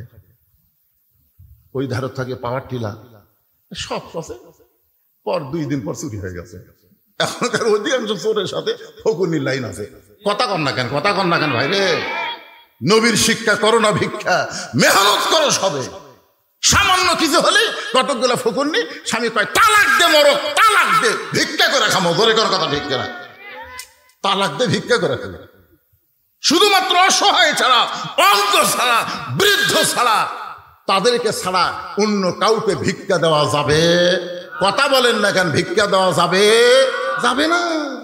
পাইকারি হারে সবাইকে ভিক্ষা দেওয়া যাবে না ভাইজান। একটু মনোযোগ দিয়ে কথাগুলো শুনতে হবে। আমি ও আমিলুস সালিহাত, তারপর আসতেছে ওয়াতাওয়াসাউ বিল হক ওয়াতাওয়াসাউ বিস সবর। আপনারা কি বিরক্ত হচ্ছেন? একটু মনোযোগ দিয়ে কথাগুলো শুনতে হবে। ফাতেমা 2 ধাপ পিছনে আইছে যে স্বামীর হুকুম ছাড়া আমার জন্য দরজা খোলে না, এর বাড়ির মধ্যে ঢোকাই লাগবে। এমন কি আমল করে যে আমল করার কারণে আমার আগে আল্লাহকে জান্নাত দেবে, এটা আমার জানাই লাগবে। ফাতেমার আকর্ষণ আরো বাইরে গেছে। জামিলা বলতেছে, ওগো নবীর মেয়ে ফাতেমা, আজকের মতো আপনি বাড়িতে যান, আগামীকাল যদি এই সময় আসেন, আসা মাত্রই দরজা খুলে দিব। কারণ রাত্রেবেলা স্বামীর কাছ থেকে আমি হুকুম নিব, আগামীকাল আসা মাত্রই দরজা খুলে দিব। পরদিন ফাতেমা চুপি চুপি জামিলার বাড়ির দিকে যখন রওনা দেয়, ছোট্ট একটা বাচ্চা সামনে দাঁড়ায় বলে, মা, গতকাল বিকেলবেলা আপনাকে অনেক খুঁজেছি মা, কিন্তু আপনাকে খুঁজে পাই নাই। আজকেও চোরের মতন কোথায় যান, আমিও আপনার সঙ্গে যাবার চাই। ফাতেমা দেখলেন বাচ্চাটা হলো হোসাইন। হাসান হলে বুঝান যাইতো, কিন্তু হোসাইন বলো জেদি, বুঝালেও কাজ হবে না। ওই হোসাইনকে সঙ্গে করে জামিলার বাড়ির দরজায় যেই মাত্র গেছে, হোসাইন দরজার সামনে গিয়ে বলতেছে, মা, এই ভাঙ্গা দরজায় তুমি গতকাল আইছিলা, আজকেও কেন আসলে? এই বাড়িতে এমন কি আছে মা, যেই বাড়িতে আমার মাকে বারবার আসতে হয়? এই বাড়িতে এমন কি আছে? এমন সময় ফাতেমা দরজায় গিয়ে বললেন, জামিলা, তুমি কি দরজা খুলবা না? জামিলা বলতেছে, 1 ঘন্টা হলে আমি দাঁড়িয়ে আছি, আপনি আসা মাত্রই দরজা খুলে দিব। ফাতেমা বলতেছে, তাহলে দরজা খুলে দাও। এবার জামিলা বলতেছে, কে যেন আপনাকে মা মা বলে চিৎকার করে ডাকলো। ওই বাচ্চাকে নিয়ে যদি আপনি ঢুকতে চান, তাহলে আজকের মতো আপনি ফেরত যান। কারণ আমার স্বামী শুধুমাত্র আপনার জন্য দরজা খোলার হুকুম দিয়েছে, আপনি বাচ্চাকে সঙ্গে করে আনবেন, এই হুকুম তো আমার স্বামী দেয় নাই। সঙ্গে সঙ্গে হোসেন রাগ করে বলে, মা, যেই মেয়েটা আমি থাকার কারণে তোমার জন্য দরজা খোলে না, এই মেয়েটা কোনোদিন ভালো মেয়ে হতে পারে না, অত্যন্ত খারাপ মেয়ে। সঙ্গে সঙ্গে ফাতেমা হোসেনকে বুকের মধ্যে নিয়ে কপালে একটা চুমু দিয়ে বলে, বাবা, তুমি যে মেয়েটাকে খারাপ বলতেছ, তোমার নানা বলেছে ওই মেয়েটা তোমার মায়ের আগে জান্নাতে যাবে। তুমি যে মেয়েটাকে খারাপ বলতেছো, তোমার নানা বলেছে ওই মেয়েটা তোমার মায়ের আগে জান্নাতে যাবে। সঙ্গে সঙ্গে হোসাইন মায়ের হাত ধরে বলতেছে, মা, তাহলে আসল জায়গায় চলো, এই নকল জায়গায় ঘুরে কোনো লাভ হবে না। ফাতেমা বলতেছে, আসল জায়গা কোনটা? হোসাইন বলে, তুমি চেনো না, আমি তোমাকে টেনে টেনে আসল জায়গায় নিয়ে যাব। আপনারা বলেন তো, গোটা পৃথিবীর মধ্যে আসল জায়গা কোনটা? জায়গা কোনটা সেটা আপনারা বোঝেন নাই, কিন্তু বহু বছর আগে আব্দুল আলিম গানের মধ্যে বলে দিয়েছে, মনে হে বড় আশা ছিল আমি যাব মদিনায়। সবাই বলেন, মনে বড় আশা ছিল আমি যাব মদিনায়। আচ্ছা, এই গান গাইলে গুনাহ হবে? এই গান প্রথম কে গাইছিল? আব্দুল আলিম 69 সালে দিনাজপুরের সমস্ত আলেমেরা ফতোয়া দিছে, আব্দুল আলিম আপনি মূর্খ দেখে এই গান এভাবে গাচ্ছেন। আব্দুল আলিম বলতেছে, আমার মধ্যে মূর্খামির কি দেখলে? সমস্ত আলিম বলতেছে, আব্দুল আলিম, গানটা যদি গাবার চাও তাহলে এভাবে গাও, মনে হে বড় আশা ছিল যাব মক্কা মদিনায়। তুমি মক্কারে বাদ দিয়ে শুধু মদিনায় যাওয়ার চাও, যেই মক্কায় 1 রাকাত নামাজ পড়লে 1 লক্ষ রাকাত নামাজের সওয়াব, ধরে গান সুবহানাল্লাহ, সেই মক্কা বাদ দিয়া তুমি মদিনায় যাওয়ার গান গাইতেছো। বরং তুমি বলো, মনে বড় আশা ছিল যাব মক্কা মদিনায়। আব্দুল আলিম তখন কোরআন থেকে একটা শিল্পী হয়েও কোরআন বোঝে, কোরআন থেকে তেলাওয়াত করলেন, কুল ইন কুনতুম তুহিব্বুনাল্লাহ ফাত্তাবিউনি ইউহিব্বুকুমুল্লাহ ওয়া ইয়াগফির লাকুম যুনুবাকুম ওয়াল্লাহু গফুরুর রহিম। আব্দুল আলিম বলল, রে আলিমেরা মুসলমানেরা শোনো, ওই মদিনার মানুষটাকে যদি হাত করতে পারো, ওই মদিনার মানুষটার সুন্নত যদি আমল করো, ওই মদিনার মানুষটার আদর্শ যদি গ্রহণ করো, তাহলে শুধু মক্কা নয়, মক্কার মালিক পর্যন্ত রাজি হয়ে যায়। শুধু মক্কা নয়, মক্কার মালিক পর্যন্ত রাজি হয়ে যায়। তাহলে আসল জায়গা কোনটা, মক্কা না মদিনা? সবাইকে বলা লাগবে কোনটা, আরো জোরে। আচ্ছা, আপনাকে যদি সরকার একটা টিকিট দেয়, বলতেছে দুটো টিকিট আছে, একটা মক্কা যাওয়ার টিকিট, যারা মক্কায় যাবি তারা মদিনায় যাওয়ার পারবি না, আর একটা টিকিট হলো যারা মদিনায় যাবি তারা মক্কা যাওয়া পারবি না, আপনারা কোন টিকিট কাটবেন? কেন কাটবেন? কারণ মক্কা কি আছে? কথা কয় না। আল্লাহর ঘর। যেই দিন মক্কা বিজয় হলো, সাহাবেরা বললেন, ইয়া রাসূলুল্লাহ, মক্কা যখন বিজয় হলো, আজকে আমরা কাবা ঘর তাওয়াফ করব। আল্লাহ রাসূল বলেন, আমারও মন চাচ্ছে, চলো যাই। সমস্ত সাহাবী নিয়ে নবী মুআল্লিম হয়ে, শিক্ষক হয়ে সবার আগে আগে নবী যাচ্ছে, সাহাবেরা পিছনে পিছনে যাচ্ছে। রাসূল বললেন, 7 পাকে এক তাওয়াফ। কয় পাকে? কি হাজি সাহেব ঘুম ধরছে নাকি? 7 পাকে কয় তাওয়াফ? এক তাওয়াফ। তো এখন 7 পাক না দিলে কিন্তু তাওয়াফ হবে না। তো আল্লাহ রাসূল 4 পাক দেওয়ার পরই ব্রেক করলেন। তো নবী যখন ব্রেক করলেন, সাহাবীরাও ব্রেক। সাহাবীরা বললেন, ইয়া রাসূলুল্লাহ, ওমর ফারুক তো একটু সাহস বেশি, হুজুর 7 পাকে এক তাওয়াফ দেওয়া, তা আপনি 4 পাকে থামলেন কেন? আল্লাহ রাসূল বললেন, আমরা যে কাবাকে তাওয়াফ করতেছি, সে কাবার ঘরের খবর কি? দরজা যখন আসে তাহলে খবর নেওয়ারও ব্যবস্থা আছে, ধরে করে আসে না, কথা করে আসে না নাই? তো সাহাবীরা বললেন, ঠিকই তো তাই। আল্লাহ রাসূল কাবা ঘরের দরজা খুলে দেখে 360টা মূর্তি। ওমর ফারুক বললেন, এতদিন মদিনা থেকে এই কাবার দিকে মুখ করে নামাজ পড়ছি, যে কাবার মধ্যে 360টা মূর্তি। আল্লাহ রাসূল বলে, ওমর তুমি কি বলতে চাও? ওমর বলতেছে, আল্লাহর ঘরের মধ্যে তারা মূর্তি ঢুকালো কেমনে? রাসূল বললেন, ওমর, কাবার কোনো পাওয়ার নেই। মসজিদের ইমাম যদি এশার নামাজ পড়ে তালা না দিয়ে বাড়ি যায়, আর ফজর আযান দিবার আসে তাকে মাইক নাই, আপনার বলেন দোষ কার হবে? এ কথা কয় না কেন? দোষ কার হবে? ঘর কার? তো আল্লাহর ঘর, আল্লাহ সাইজ করবি, মুয়াজ্জিনের উপর দায়িত্ব কেন? কাবার কোনো দাম নাই যদি কাবার আশেপাশে মুসলমান না থাকে, ধরে কারণ ঠিক কিনা? মসজিদের কোনো দাম থাকবে না যদি মসজিদে মুসল্লি না যায়। আমি আক্কেলপুর ওয়াজ করতে যাওয়ার সময়, আসরের নামাজের সময় রাস্তার পাশে একটা মসজিদ, আসরের নামাজ পড়ার জন্য মসজিদে ঢুকলাম, গোটা মসজিদ টাইলস করা, সেই টাইলস 32 বাই 32, কিন্তু লোকদের দেখে ধুলে। আমি মুয়াজ্জিনকে বললাম, কে রে ভাই, ধুলে কেন? ঝাড় দাও না। হুজুর আজান দিয়ে আকামত দেয়, কেউ আসে না, তো খামাকা ঝাড় কি হবে? এই দেখেন, আমি যেটি নামাজ পড়ি এটি পরিষ্কার, আমি নামাজ পড়ি গামছা দিয়ে বাড়ি মারি, আল্লাহ ভাগবে। তাই আপনি যখন আসছেন আপনার জন্য পরিষ্কার করে দিচ্ছে হুজুর। হ্যাঁ, তাহলে ঝাড় দাও না। না হুজুর, শুধু জুম্মার দিন ঝাড় দিই, শুধু নামাজের দিন ঝাড় দিই। আমাদের এলাকার লোকেরা মনে করে জুম্মার দিন হলো নামাজের দিন। মনে আছে চাচার কথা, মনে আছে না ভুলে গেছে? সব মনে তোবা। আগামী সোমবার ভাস্তার বাড়ি চাচার দাওয়াত, একটা খেলা হবে, ধরে কোন কি হবে? একটা খেলা। শুধু জুম্মার নামাজ পড়ে, 5 ওয়াক্ত পড়ে না। একটু মনোযোগ দেন। হুসাইন মায়ের হাত ধরে টেনে টেনে নিয়ে আইছে আল্লাহর নবীর কাছে।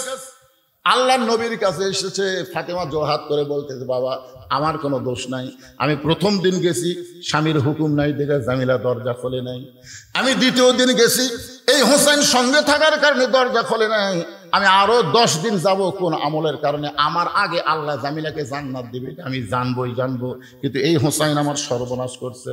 হাত ধরে আপনার কাছে নিয়ে আইছে। সঙ্গে সঙ্গে হোসেন দৌড়ে গিয়ে নানার হাত ধরে বলে, নানা তোমার কাছে আমার প্রশ্ন হলো, তোমার মা বড় না আমার মা বড়? তুমি সত্যি করে বলো না, না তোমার মা বড় না আমার মা বড়?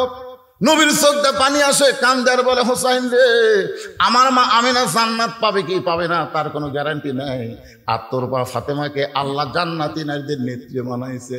হোসাইন বলতেছে, যদি তুমি এটা জানতে তাহলে সাধারণ একটা কাঠুরার বইয়ের দরজায় আমার মাকে যাবার বলতা না। এটা যদি তুমি জানতে না না, আমার মাকে কাঠুরার বইয়ের দরজায় তুমি পাঠাইতা না। কোন আমলের কারণে? ওই কাঠুরার খারাপ বউ। নবী কি বলেছে? ফাতেমা তোরাকে জান্নাতে যাবে।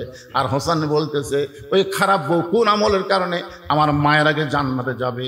এটা না বলা পর্যন্ত আমি তোমার হাত ছাড়তেছি না। এই বলে হাত ইংরেজ জোরে চাপা ধরছে, বুঝলেন? এমন জোরে ধরছে। নবী ডাক দেওয়ার আলী রে। আলী দৌড়ে এসে বলে লব্বাইকে রাসূলুল্লাহ। রাসূল বলে আলী তোর বেটা হোসেন যে হারে আমার হাত চাপায় ধরছে। আলী বলতে হোসেন নানার হাত ছেড়ে দাও, নানার হাত ছেড়ে দাও। তোমার নানা, তোমার নানা, তোমার নানা হলো বিশ্ব নবী, হাত ছেড়ে দাও। হোসেন বলতেছে বাবা কি কি রকম করছে জানেন? আলী বলতেছে কি করছে? বলে আমার মাকে কাঠুরের বইয়ের দরজা পাঠিয়ে দিচ্ছে, আমার মায়ের আগে থেকে কাঠুরের বউ জান্নাতে যাবে। আলী বলতেছে তাহলে জোরে হাত ধর। তো নবী বলতেছে কেন জোরে হাত ধরবে কেন? বল জোরেই তো ধরা লাগবে। কে আগে জান্নাতে যাবে, কে পরে জান্নাতে যাবে, এটা আপনি পুরুষ মানুষকে বলেন যে 1 নম্বর আবু বকর জান্নাত, 2 নম্বর উমর জান্নাত, 3 নম্বর ওসমান জান্নাত, 4 নম্বর আলী জান্নাত। একটা মরদ মানুষ মন খারাপ করবি না। মরদ মানুষের নিয়ত হলো জান্নাত তালি হলো। জোরে কোন কথা ঠিক কিনা? কিন্তু আপনি মেয়ে মানুষকে গোল করে গেছেন কেন? কারণ মেয়ে মানুষের মনের মধ্যে হিংসা কম না বেশি? কথা কর না কেন? আমি খেলাম আমার বইয়ের হিংসা দেখার জন্য একদিন একটা বুদ্ধি করে বললাম আমি যদি জান্নাতে যাই আল্লাহ আমাকে বেহেশতে হুর দিবি। আমার বউ বলতেছে হুর কি গো? হুর হলো সুন্দরী। এই সুন্দরী চোখের কথা বলতেছে, হুরের চোখের সাইজ কেমন হবে, নাকের সাইজ কেমন হবে, এই দুটা বলতে বলতেই দেখি বালুস বগলের তলে নিয়ে ঘরের থেকে বাইরে হয়ে যাচ্ছে। আমি বললাম কোথায় যাচ্ছে? বলে হুর নিয়ে থাকো, আমার কি দরকার, তুমি হুর নিয়ে থাকো। আমি সেই দিনে বুঝলাম এরকে কলজা ভরা খালি হিংসা। জোরে কোন কথা ঠিক কিনা? এরা বেহেশতের হুরকেও সতীন মনে করে। খবরদার কোনোদিন বইয়ের কাছে হুরের গল্প করেন না, আপনি কিন্তু ভাত পাবেন না। আমি সেই দিন থেকে তওবা করছি, আল্লাহ যতদিন আর বেঁচে থাকবো আমি আর হুরের ওয়াজই করব না। কারণ হুরের ওয়াজ করলে মেয়ে মানুষেরা মন খারাপ করে। আমরা স্বামীকে এত এত যত্ন করি, এত ভালোবাসি, আর এই স্বামী হুর পেয়ে যদি আমাকে ভুলে যায়। আমি আজকে বলতেছি মা, যদি আপনি জান্নাতি নারী হন তাহলে আপনাকে হুরদের নেত্রী বানায় দিবে। জোরে করে সুবহানাল্লাহ। কারণ আল্লাহ কোরআনে বলেছেন লাকাদ খালাকনাল ইনসানা ফি আহসানি তাকবীম, মানুষকে আমি সর্বোত্তম আকৃতি দিয়ে সৃষ্টি করেছি। হুর কিন্তু মানুষ না, আপনার বউ হলো মানুষ। জোরে কোন কথা ঠিক কিনা? জান্নাতের মধ্যে যখন আপনার বউ যাবে তখন হুরের চাইতে কোটি কোটি গুণ সুন্দরী আল্লাহ বানায় দিবে। জোরে কোন সুবহানাল্লাহ। আচ্ছা আপনারা মনে হয় বেজার হচ্ছেন, সুবহানাল্লাহটা পাওয়া যাবে না? লিল্লাহে তাকবীর। আল কোরআনের আলো, কোরআন হাদিস যেখানে, দুনিয়ার মুসলমান। এটা এই জন্য দিলাম যে এখন 11:30 বাজতেছে, আপনাকে এই তাকবীরের কারণে একটু ঘুমটুম ক্লান্তি দূর হবে। মানে তাকবীর এত একটা পাওয়ারফুল জিনিস, বুঝলেন? গুজরাটে যে মোদি, বর্তমান যে ভারতে মোদি নাই, উনি কিন্তু গুজরাট প্রদেশের একসময় মুখ্যমন্ত্রী ছিল। ওই সময় মুসলমান আর গুজরাটের হিন্দুরা একটা দাঙ্গা লাগছিল, আপনাদের মনে আছে কিনা? যারা শিক্ষিত লোক তারা জানবে। হাজার হাজার মুসলমানকে এই মোদি কষায় মারছিল। তখন মুসলমান আন্দোলন শুরু করে দিল, মেরেই যখন ফেলে দিচ্ছে তাহলে আর বাড়ির থেকে লাভ নাই। সব মুসলমানেরা জীবন দেওয়ার জন্য রাস্তাতে সে তাকবীর দেওয়া শুরু করলো, ইল্লাহি তাকবীর, আল্লাহু আকবার। একটা হিন্দু মেয়ের 3 দিন হলে বাচ্চা হচ্ছে না, খালি গড়ায় আর কান্দে, বাচ্চা হয় না। তখন বাপ মাও চিন্তা করতেছে এক সিজার না করলে বাচ্চা হবে না। সিজার করার জন্য অ্যাম্বুলেন্স করে হাসপাতাল নিয়ে যাচ্ছে। এরই মধ্যে মুসলমানের মিছিল। একজন মুসলমান যেই কইছে লিল্লাহি তাকবীর, সমস্ত মুসলমান আল্লাহু আকবার যখন কইছে, ওই যে অ্যাম্বুলেন্সের মধ্যে হিন্দু মেয়ে আছিল, ওই এরকম ঝাঁকি দিছে, ওই তাকবীরের ছোট এরকম ঝাঁকি দিছে, চেল্লত করে বাচ্চা বের হয়ে গেছে।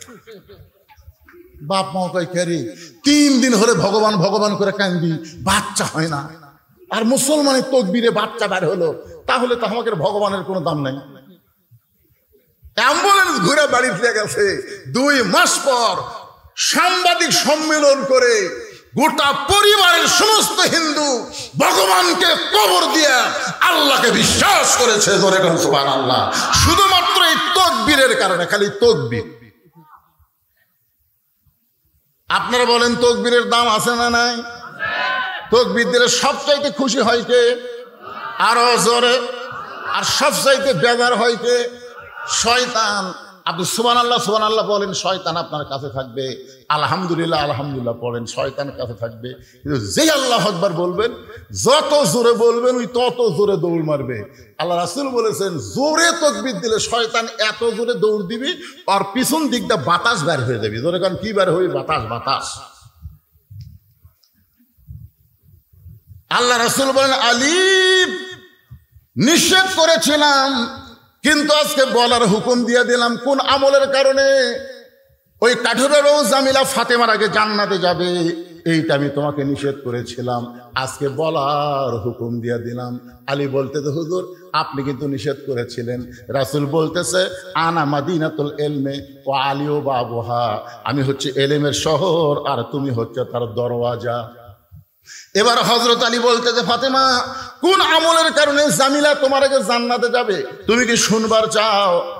ফাতেমা বলতেছে, শুনবার চাই মানে আমাকে জানতেই হবে। আলী বলতেছেন, তাহলে ধৈর্য ধারণ করো। একজন মেয়ের প্রশংসা আর একজন মেয়ের কাছে করা বড় কঠিন। একজন মেয়ের প্রশংসা আর একজন মেয়ের কাছে করা, এরকে কি হলো রে? পুষ্কার এত রাত্রে তোরা কুড়ি যাবো কত? এই 11:30 সময় এরাতে 2-3 জন একসাথে যাচ্ছে, এতে নিয়ত কি? আরে ভাই খেয়াল করে দেখেন, আরে কার সন্তান? আপনি বাবা হিসেবে আফসোস করেন, রাত 11:30 সময় আপনার বাচ্চার কুড়ি যাবে। এরাই তো কিশোর গ্যাং হবে। জোরে কোন কথা ঠিক কিনা? এরাই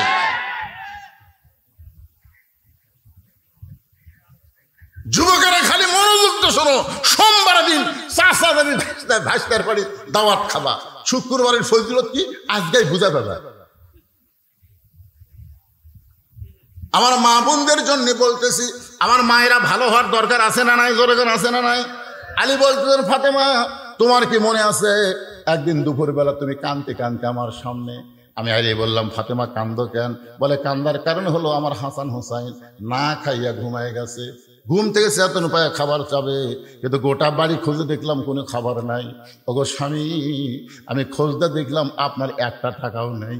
তাহলে আমার হাসান হোসেন ক্ষুধার জ্বালায় ঘুমিয়ে গেছে, এখন ঘুম থেকে উঠে যদি খাবার চাই আমি কি করব? এই জন্য একটা ওড়না এনে আপনার হাতে দিলাম। এই ওড়নাটা বিক্রি করে যে টাকা হবে সেই টাকা দিয়ে আপনি খাবার নিয়ে আসবেন।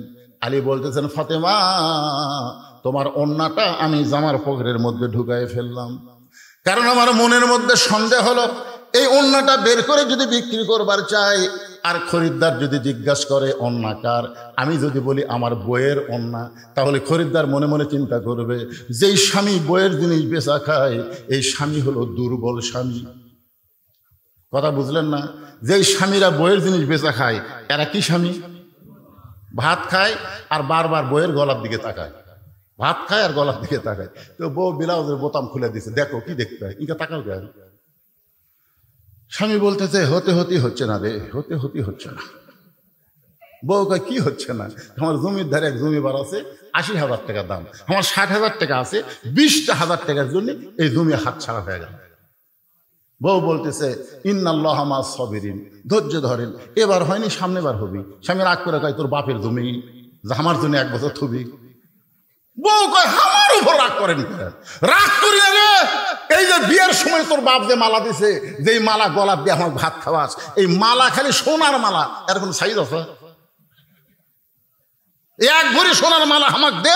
এই মুসলমানের বাচ্চা ভাত সামনে নিয়ে বলতেছি, আগামী বছর এই সময় তো 2 ভরি সোনার নতুন মালা বানিয়ে দেবো রে। এমন চাটি মারছে, চাটির সাথে বউ মালা খুলে দিছে, ওই মালা বেছে জমি লিছে। মেয়েরা কিন্তু সব হিসাব না তুলে কত হিসাব থই। 1 বছর পরে স্বামী বলতেছে, কে গো তুমি যে গত বছর মালা বেছে জমি দিলে, 1 বছর চলে গেল, আমার মালার খবর কি? স্বামী বলতেছে, তুই বদরুশীদের ওয়াজ শুনিসনি? বউ কয়, বদরুশীদ আবার কি ওয়াজ করছে? বদরুশীদ ওয়াজ করছে, মেয়েরা কেবলমাত্র এক ব্যক্তির জন্য সাজতে পারবে, সেই ব্যক্তি হলো তার স্বামী। স্বামী ছাড়া অন্য কারোর জন্য মালা গলার দেওয়া যায় নাই। তাহলে আমি স্বামী, আমার জন্যই তো তুই গলা মালা দেবো। তা আমার যদি মালা ছাড়াই ভালো লাগে তাহলে মালার কি দরকার রে? ভালোবাসা হলো অন্তরে। জোরে কর কথা ঠিক কিনা? বউ কয় হাই রে সিটার রে। এরকম কতগুলো স্বামী আছে না নাই? বইয়ের জিনিস বেচা খায়, জোরে কোন কার জিনিস? বইয়ের জিনিস বেচা খায়। আলী মনে মনে চিন্তা করে ওন্না বিক্রি করবার গেলে যদি কেউ জিজ্ঞাসা করে এটা কার ওন্না, আমি যদি বলি আমার বউ ফাতেমার ওন্না, তার লোকটা মনে মনে চিন্তা করবে আলী বড় দুর্বল হয়ে গেছে, বইয়ের জিনিস বিক্রি করতেছে। আলী পকেটের মধ্যে নিয়ে গোটা বাজার ঘুরতেছে। হঠাৎ একজন খরিদ্দার এসে বলে, আলী ভাই, আলী ভাই, আপনি মনে হয় কিছু বিক্রি করবেন। আলী চমকে উঠছে, আমি বিক্রি করব এটা আমার আল্লাহ জানে আর আমি জানি, দুনিয়ার কোনো মানুষ তো জানার কথা না। হঠাৎ হযরত আলী দেখতে পাই ওই লোকটা ব্যাগ ফাঁক করে ধরছে। আলী ওন্নাটা যেই মাত্র ব্যাগের মধ্যে দিল, লোকটা একটা বার ওন্নার দিকে তাকালো না। ওই ব্যাগের মাথা ধরে আলীর হাতে 6টা দিরহাম দিয়ে কোথায় যেন উধাও হয়ে গেল। হযরত আলী 6টা দিরহাম নিয়ে এক দৌড়ে খাবার দোকানদারের কাছে গিয়ে বললেন, ভাইজান, আমার হাসান হোসেন না খেয়ে ঘুমায় গেছে, চেতন পাইলেই খাবার চাবে, এই 6টা দিরহামের যে খাবার হয় সে খাবারটা একটু টোপলা করে দাও। দোকানদার টোপলা করে যখন আলীকে দিবে, আলী পকেট থেকে যখন 6টা দিরহাম দোকানদারকে দিবে, এমন সময় এক ফকির এসে বলতেছে, আলী রে, আজকে 3 দিন হলে আমার বাড়িতে কোনো খাবার নাই। আলী, আজকে 3 দিন হলে আমার বাড়িতে কোনো খাবার নাই। আলী মনে মনে চিন্তা করে, আল্লাহ কোরআনে বলেছেন, আম্মা সাইলা ফালা তানহার, সাইলকারীকে খালি খালি ফেরত দেওয়া যাবে না। আমি কি করব? আমার 1টা দিরহাম ফকিরকে দান করব, আর 5টা দিরহাম নিয়ে হাসান হোসেনের জন্য খাবার নিয়ে যাব। এই মনে করে ফকিরকে যখন 1টা দিরহাম দান করতে চাই, এমন সময় আল্লাহর কোরআন বলতেছে, ওমা তুনফিকু মিন শাইইন ফি সাবিলিল্লাহি ওয়াফা ইলাইকুম ওয়া আনতুম লা তুজলামুন।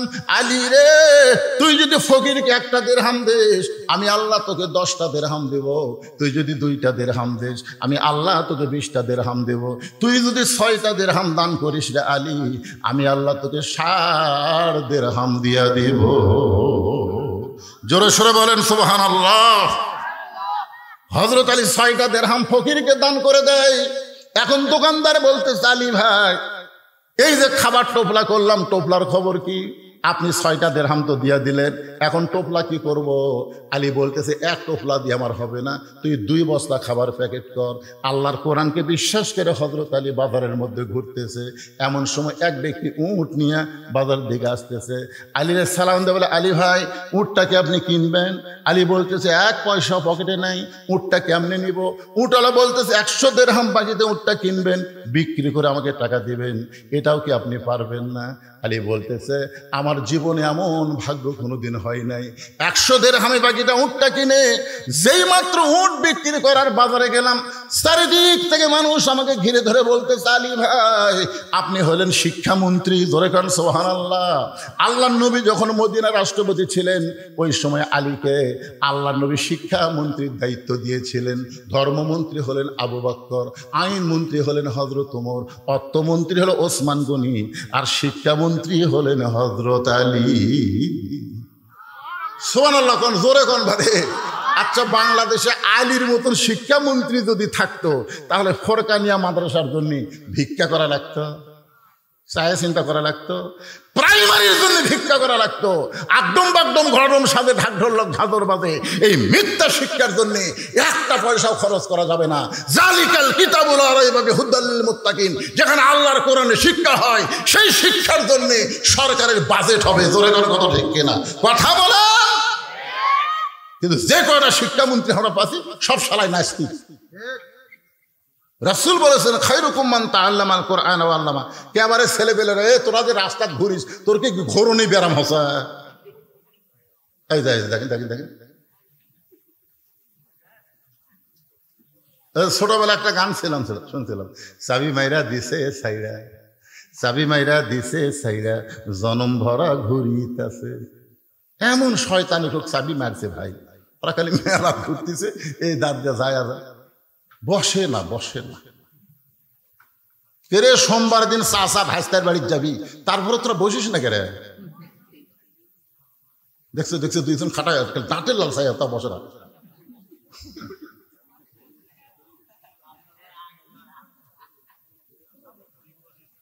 আপনার কি রাগ করতেছেন ভাইজান? যে কয়েকজন লোক বসে কিভাবে শুনতেছে, আর ওরা পাগলা লাল ঘুরতেছে। এই বুড়া মানুষদের ভালো হওয়ার কোনো দরকার নাই, কারণ বুড়া মানুষ বুড়া বয়সে তওবা করতেছে। আল্লাহ আল্লাহ, মানে যতদিন ঘুষের চাকরি আসছিল ততদিন তওবা করেনি, বুঝলেন? যেই চাকরি রিটার্ন হচ্ছে তখন তওবা করতেছে, আল্লাহ আমি আর জীবনে ঘুষ খাবো না, আল্লাহ আমি আর ঘুষ খাবো না। আপনার বলেন তা আল্লাহর দোয়া কবুল করবে? কেন কবুল করবি না?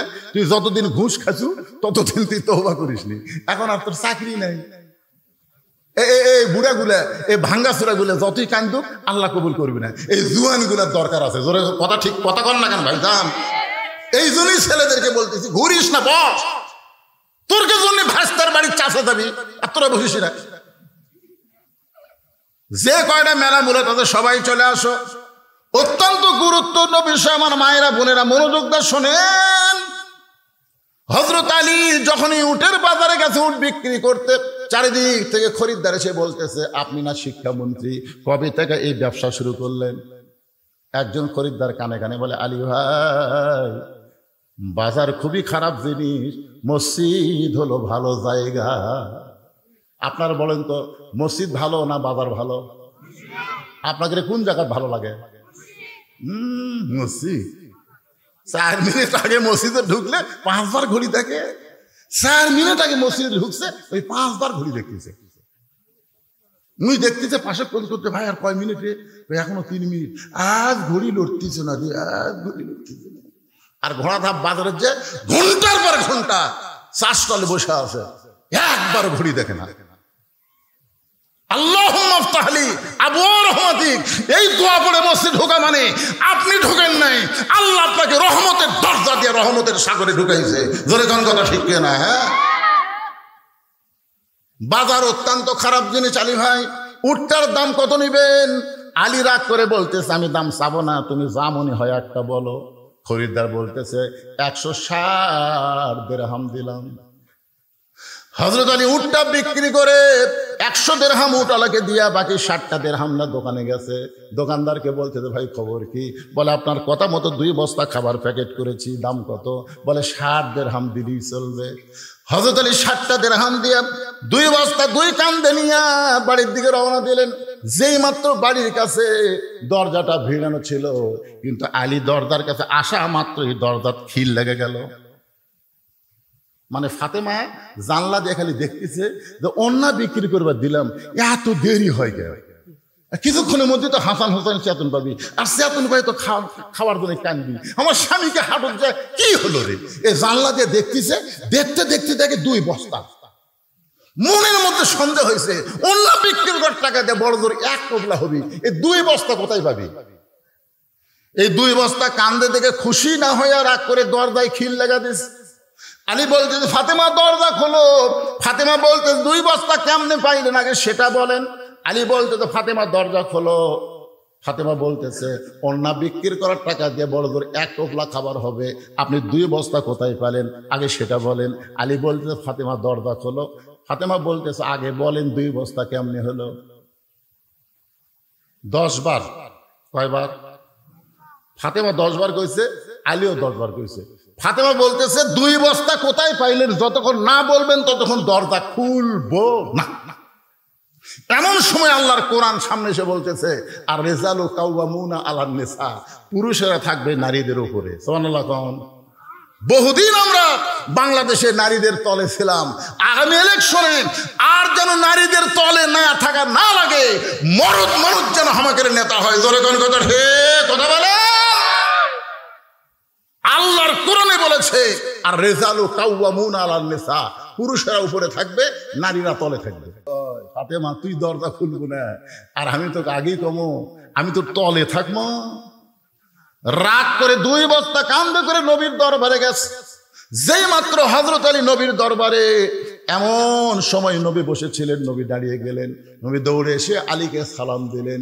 সালাম দিয়ে আলীর কপালে একটা চুমা দিয়ে কাঁধ থেকে 2 বস্তা নবী নামায় নিলেন। নবী 2 বস্তা আলীর কাঁধ থেকে নামাই নিলেন, কিন্তু আলীর মুখে কোনো হাসি নাই। রাসূল বললেন, আলী রে, আমি দৌড়ে এসে 2 বস্তা তোমার কাঁধ থেকে নামাই নিলাম, তোমার কপালে চুমা দিলাম, তোমার সালাম দিলাম, এরপরেও তোমার মুখটা ভার দেখতেছি, তোমার মুখে হাসি নাই কেন? আলী বলতে, হুজুর আপনি অত্যন্ত ভালো মানুষ, কিন্তু আপনার মেয়ে ভালো না। আপনি অত্যন্ত ভালো, আসা মাত্র আপনি আমাকে সালাম দিয়া আমার কপালে চুমা দিয়ে আমার কাঁধ থেকে 2 বস্তা নেমে নিলেন, আর আমি ঘন্টার পর ঘন্টা দরজার ডাড়া ছিলাম, আপনার মেয়ে দরজা খোলে নাই। রাসূল বলে, আলী রে, ফাতেমা যদি দরজা খুলতো তুমি কি আমার কাছে আসতা? আলী বলতেছে, না হুজুর, ফাতেমা দরজা খুললে আমি আপনার কাছে আসতাম না।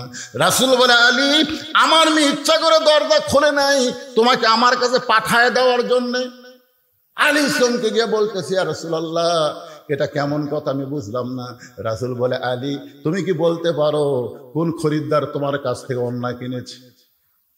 আলী, তুমি কি বলতে পারবে কোন ফকির তোমার কাছে ভিক্ষা চাইছে? আলী, তুমি কি বলতে পারবা কে তোমার কাছে উট বিক্রি করলো? ও আলী, তুমি কি বলতে পারবা কে তোমার কাছ থেকে উট কিনে নিয়ে গেল? আলী বলতেছে, আমি জানি না। রাসূল বললেন, এজলেস। এজলেস মানে কি? আমি নবী জানি, আল্লাহ আমাকে জানাইছে, আমি এখন তোমাকে জানাবো। আলী, তুমি কি জানতে চাও? আলী বলতে, দূর, জানতে চাই মানে? আমারও মনের মধ্যে এরকম হচ্ছে, কে অন্যা কিনলো রে? কোন ফকির আমার কাছ থেকে ভিক্ষা লে গেল? কে আমার কাছে উট বাকি বিক্রি করলো? আবার কে খরিদ্দারে উটটা কিনলো? এটা আমি জানবার চাই। রাসূল বললেন, তাহলে বসো। আলী জানবার চাই, আপনারা জানবার চান না? কারা কারা জানবার চান? দিকে আল্লাহ কি হাত দেখেন তো বাবা। এই যাই হাত তোলেনি, আল্লাহ তার হাত গাল লীলা হয়ে যায়। আল্লাহ টান টান করে তোলেন তো, হাত নামান, হাত লিল্লাহি তাকবীর, হাত নামান, হাত। সবাই জানবার চান, সবাই এই নবীর এই ফোরকানিয়া মাদ্রাসাতে এখন কিছু দেওয়া লাগবে। যে 2টা হাত তুললেন, এই মাদ্রাসায় 50টা কোরআন শরীফ দেওয়া লাগবে। এক কোরআন শরীফ, এর কোন দিকে যাচ্ছে? আচ্ছা আচ্ছা, হ্যাঁ, শেষ করছি গুটি বারে, 11:30 বাজছে, শেষ করছি গুটি। এটা মানুষ মারার কথা না, ভালো মানুষের কথা। চাচা ভাইস্তার বাড়ির যাবি, সেও আজ এখন আসি, ও আজ শেষ করছি আমি। এটা একটা মৌকা বুঝা যে এ আলী জানার জন্য বসে গেছে, আপনারাও জানবেন। এই নবীর মাদ্রাসা একটা কোরআন শরীফ বাবদ 500 টাকা, একটা 500 টাকা লোড দিবেন, একটা কোরআন শরীফ দান করার সওয়াব আল্লাহ আপনাকে দিবে। যাদের বাপ মা কবরে গেছে, আল্লাহ কবরে সওয়াব পৌঁছায় দিবে। এমন কোন আল্লাহর বান্দা আছেন যে হুজুর আমি একটা কোরআন শরীফ বাবদ আমি 500 টাকা দিব? এরকম কোন আল্লাহর বান্দা আছেন আপনাদের মধ্যে? দেখেন দেখেন, আল্লাহর বান্দার দিকে একটু তাকায় দেখেন। টাকা থাকলি এই টাকা কি বাবা লোক তুললে হবে না? লগত লগত পকরত নাই, সোনার সান আসেন আসেন আসেন। মাশাআল্লাহ মাশাআল্লাহ, দেখেন তো কয়টা দেয়। আমি চাচ্ছি একটা দিয়ে দিল 2টা। ভিতরের গামছা আদাতে কয় টাকা হবে? কে বলো ভিতরে? এখনই ভিতর গামছা কিসের? যারা যাবি সেটা পাতাম চলে যাবে, অসুবিধা কি? আমরা দানাদার ইমানদার ধান চাই, জোরে কোন কথা ঠিক কিনা? ছেলেরা যারা ডানে আছে, বসো বসো বাবা বসো। এই বাকি কথাগুলো শেষ করে দিয়ে তোমাদের সবাইকে নিয়ে মোনাজাত করব।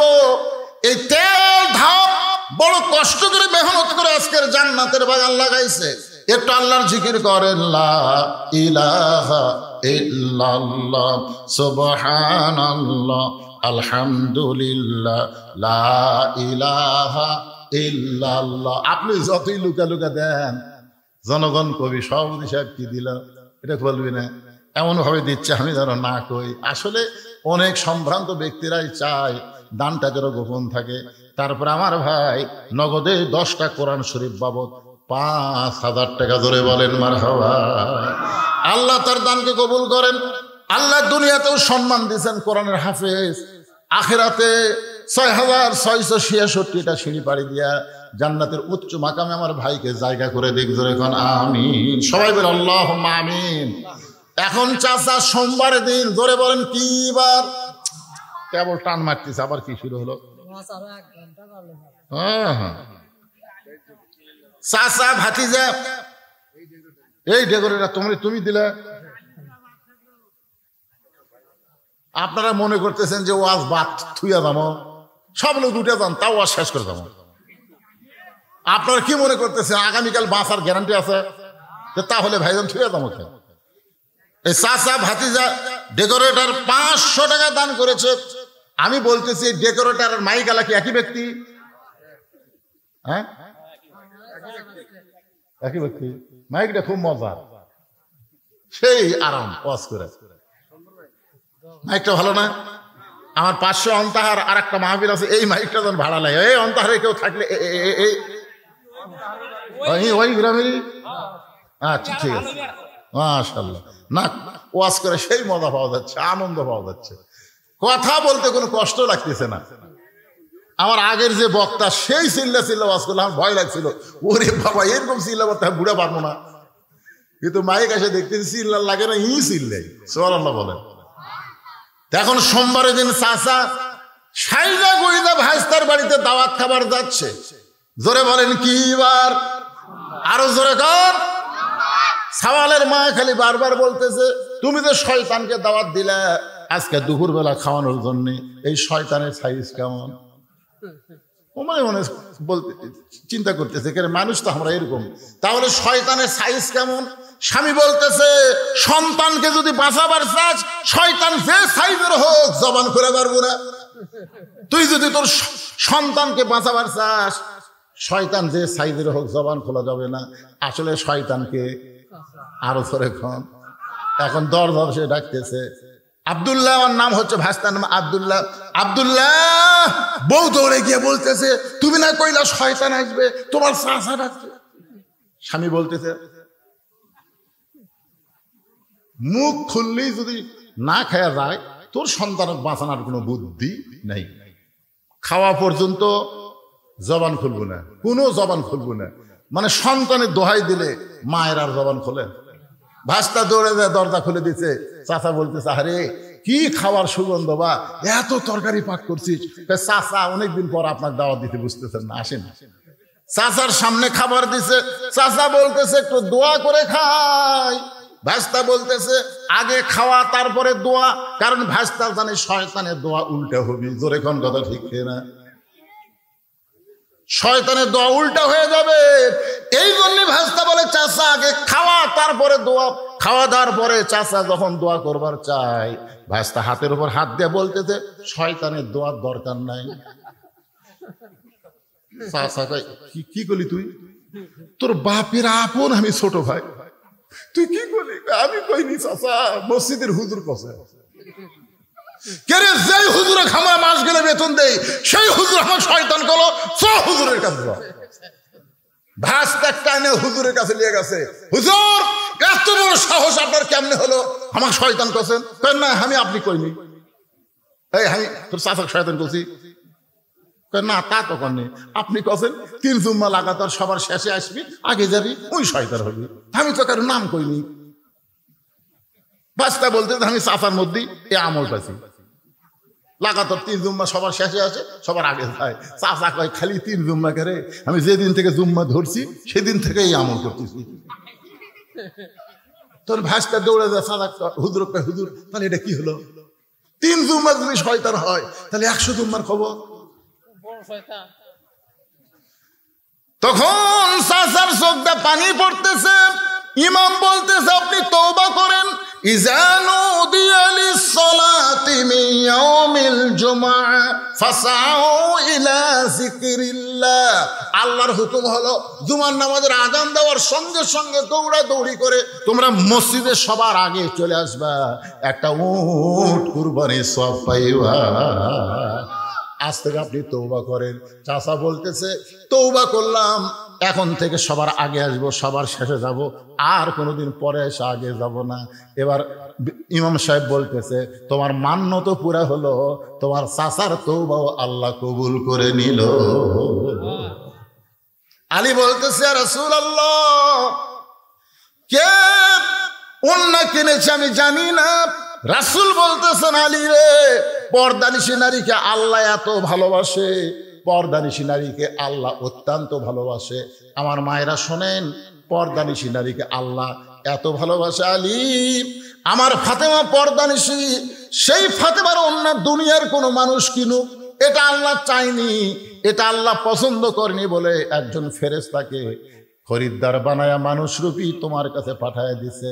ওই অন্যটা 6টা দিরহাম দিয়ে কিনা আল্লাহ তাআলা জান্নাতের মধ্যে রাইখা দিয়েছে। আলী, যেই ফকির তোমার কাছে ভিক্ষা চাইলো, সেই ফকির হলো ওই ফেরেশতাই যে তোমার কাছ থেকে অন্য খরচ করে নিয়ে গেল। ওই ফেরেশতাকে আল্লাহ বলল, ও ফেরেশতা, মানুষের রূপে যাও, আলীর কাছে ফকির হও, যে 6টা দিরহাম দিছি ওই 6টা দিরহাম ফেরত নিয়ে আসো। ফেরেশতা বলে, আল্লাহ, হাসান হোসেন না খায় ঘুম পাড়তেছে, মায়ের অন্য বিক্রি করে বাবা খাবার কিনতেছে, এমন সময় কেন পাঠাইতেছেন? আল্লাহ বলেন, লিয়াবলুয়াকুম আইয়ুকুম আহসানু আমালা। রে ফেরেশতা, তোদেরকে না, মানুষকে আমি উত্তম আমলের পরীক্ষা করব। আজকে আলীর কাছে তার সন্তানের দাম বেশি না আমি আল্লাহর কোরআনের দাম বেশি, এই পরীক্ষা হবে। নই বলে, আলী রে, ওই ফেরেশতা ফকির সাইজা তোমার কাছ থেকে 6টা দিরহাম নিয়ে গেছে, আর আল্লাহর কোরআন তোমাকে বলতেছে একটা দিরহাম দিলে তোমাকে 10টা দিরহাম দেওয়া হবে। আল্লাহ ওই ফেরেশতাকে উটওয়ালা বানায়া তোমার কাছে উট বিক্রি করলো, আবার ওই ফেরেশতাকে খরিদ্দার বানায়া 160 দিরহাম দিয়ে আল্লাহ তোমার কাছ থেকে উট খরিদ করে নিল। এই খরিদ করার পরে 100 দিরহাম উটওয়ালারে দিয়া যেই 60টা দিরহাম তুমি পাইলা 2 বস্তা খাবার নিলা। ফাতেমা বলতেছে, আপনি যে ওয়াজ আমাকে বসে থেকে শুনাইলেন, কাটুরের বউ জামিলা আমার আগে জান্নাতে কেমনে যাবে, এই ওয়াজটা তো আমি এখনো পর্যন্ত শুনতে পাইলাম না। আলী বলতেছেন, ফাতেমা, তুমি জান্নাতে যে নেত্রী হওয়ার কারণে আল্লাহ তোমাকে হেঁটে হেঁটে জান্নাতে নেবে না, নেত্রী হওয়ার কারণে আল্লাহ তোমাকে উঠের পিঠে করে জান্নাতে নিবে।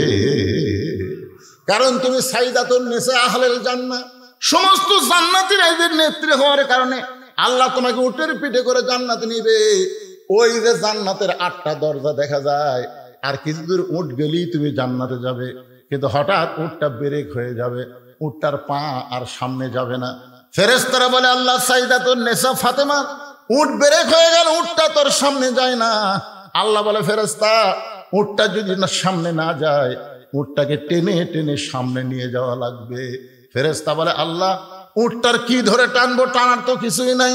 আল্লাহ বলে, ফেরেশতা, কোথায় রে যে ফাতেমার ওন্না 6 দিরহামে খরিদ করে জান্নাতের মধ্যে রাইখা দিছ, ওই ওন্নাটা এনে উটের গলায় বেঁধে দাও। আলী বলে, ফাতেমা, ওই ওন্নাটা তোমার উটের গলায় বেঁধে দেওয়া হবে, ওন্নার একটা অংশ নিচের দিকে ঝুলতে থাকবে। এখন ফেরেশতারা বলবে, আল্লাহ, এই উটটাকে কে টেনে জান্নাতে নিয়ে যাবে? আল্লাহ ডাকতে বলবে, রে কাঠুরের বউ জামিলা, তুমি কোথায়? তোমার স্বামী সব সময় আমি আল্লাহর কাছে দোয়া করতো, আল্লাহ, আমার যে বউ নবীর মেয়ে ফাতেমার জন্য দরজা খোলে না স্বামীর হুকুম ছাড়া, আমি দোয়া করি আমার বউকে সবার আগে জান্নাত দিও। আল্লাহ বলে, জামিলা রে, আমার খাতুনে জান্নাতের উটটা টেনে টেনে তুমি জান্নাতে নিয়ে যাও। তুমি ফাতেমা মনে করবা জামিলা আমাকে টেনে টেনে জান্নাতে নিয়ে যাচ্ছে, জামিলা আমার কর্মচারী হয়ে আমাকে টেনে টেনে উটটাকে জান্নাতে নিয়ে যাচ্ছে। কিন্তু আল্লাহর হিকমত হলো, উটের পিঠ থেকে তোমার পা জান্নাতে দেওয়ার আগে ওই কাঠুরার বইয়ের পা জান্নাতে আগে যাবে। সঙ্গে সঙ্গে ফাতেমা দোয়া করে, আল্লাহ, যে মেয়েরা পর্দার মধ্যে থাকবে আর যে মেয়েরা স্বামীর কথা মতো চলবে, এই মেয়েদেরকে ফাতেমা জামিলার সঙ্গে জান্নাত দিও। ও আমিলুস সালিহা, আমার মায়েরা, পুরুষের 1 নম্বর হলো নামাজ, আর নারীদের 1 নম্বর হলো পর্দা। 3 নম্বর বিষয় হলো সাবিল হক, হক কথা বলতে হবে, হক পথে চলতে হবে। হক কথা বলতে আল্লামা সাঈদী 13 বছর জেলখানায় ছিল।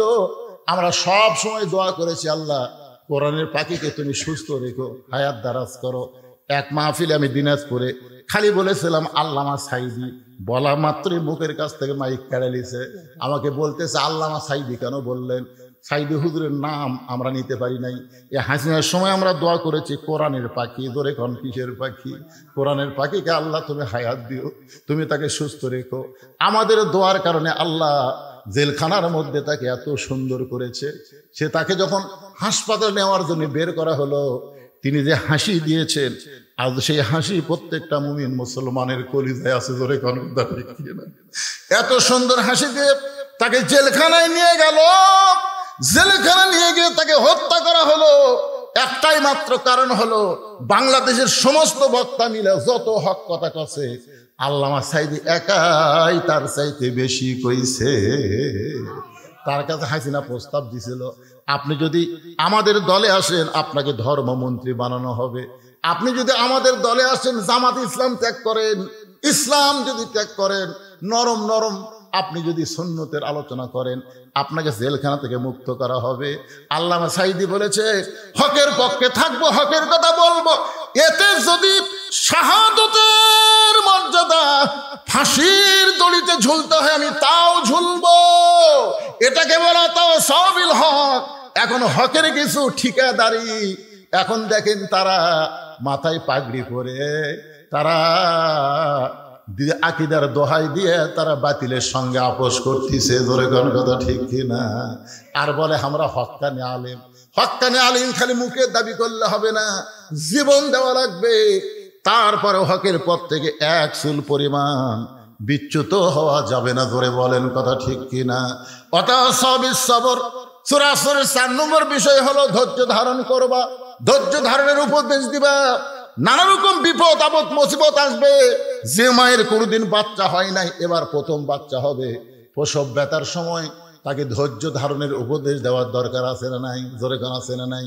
ওই খালি বলতেছে গলার দড়ি দেবো, বিষ খামো, মরে যাবো। দাদি নানি দৌড়া গিয়া কয়, কিসেই গলার দড়ি দিবি, কিসেই বিষ খাবি? বলে এত যন্ত্রণা সহ্য করা যায় না। ধাক্কায় ধাক্কায় ঘরের মধ্যে নিয়ে দেখো, সৎ সৎ সৎ। মায়ের পায়ের তলে সন্তানের জান্নাত, মায়ের পায়ের তলে সন্তানের জান্নাত। তাহলে প্রসব ব্যথা সহ্য করতে পারবি না, তুই কেমন মা? মাকে জোর করে শোয়ায় দেয়, ঠান্ডা পানির মধ্যে নরম কাপড় চুবড়ায় কপালে দিয়া বলে অতাও সবিস সবর, ধৈর্য ধর, ধৈর্য ধর। যখন প্রসব ব্যথায় চিৎকার করে, তখন দাদি নানি কানে কানে বলে, রাস্তার ধারে তোর বাড়ি, তুই যদি কান্দিস গোটা পাড়া খবর হয়ে যাবে। ওই বাড়ির একটা মা ছোট জন্ম দেওয়ার সময় যে কান্দা কান্দিছে গোটা পাড়া জানিছে। দাঁতের উপরে দাঁত দে। এখন প্রসব বেদনাকে হজম করার জন্য কষ্টে দাঁতের উপরে দাঁত দিয়ে যখন মা ধৈর্য ধারণ করতেছে, এমন সময় ধাত্রীকে দাদি ইশারা করে, এখন টান দে, এখন টান দেওয়া তাও সবিস সবর গ্রহণ করেছে, এখন টান দে। বাচ্চা টান দেয়, বাচ্চা মেয়ে মেয়ে বলে কান্দে। ওই কান্না মা শুনতে পায় না, মা বেহুশ হয়ে যায়। বাচ্চাকে গোসল করে, ওই বাচ্চা যখন মায়ের বুকের উপরে দেয়, মা সন্তানের পরশ পাইয়া হুঁশ ফিরে পায়। বাচ্চাকে ডান হাতে মুখের কাছে নিয়ে এসে চুমা খায়। দাদি নানি তিরস্কার করে বলে, এরই জন্যই গলার দড়ি দিবার চাইলি, এরই জন্যই তুই বিষ খাবার চাইলি, এরই জন্যই তুই আত্মহত্যা করার চাইলি, এরে লাত্তি দিয়ে ফেলে দে, এরে চুমু খাস কেন? মা বলে, দাদি গো, কষ্টের পরে এত শান্তি এটা কোনোদিন আমি বুঝতে পারি নাই। আসলে বাংলার মুসলমান 15 বছর 16 বছর হাসিনার কষ্টের মধ্যে ছিল। জোরে কোন কথা ঠিক কিনা? কষ্টের পরে আমরা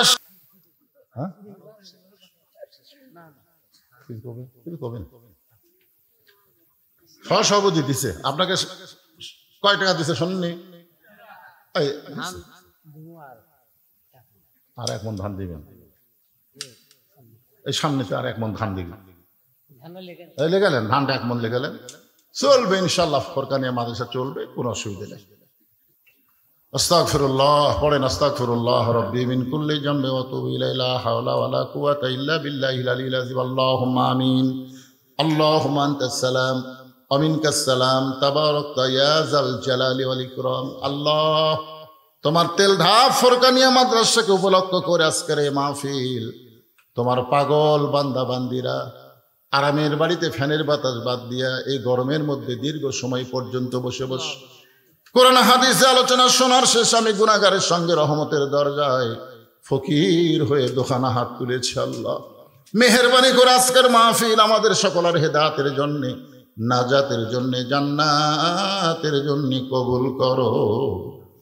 এই মাহফিলের শুরু থেকে শেষ পর্যন্ত যত আলোচনা হয়েছে এর মধ্যে যদি ত্রুটি হয়, ভুল হয়, মাফ করে দিও।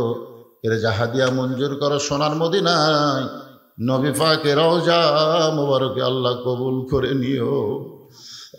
तमाम আম্বিয়াই কেরাম, আসহাবে কেরাম, তাবিনী কেরাম, তাবা তাবিনী কেরাম, तमाम পৃথিবীর মাটির নিচে যত মুমিন মুমিনা আছে আল্লাহ সকলে আরওয়াফে হাদিয়া কবুল করো।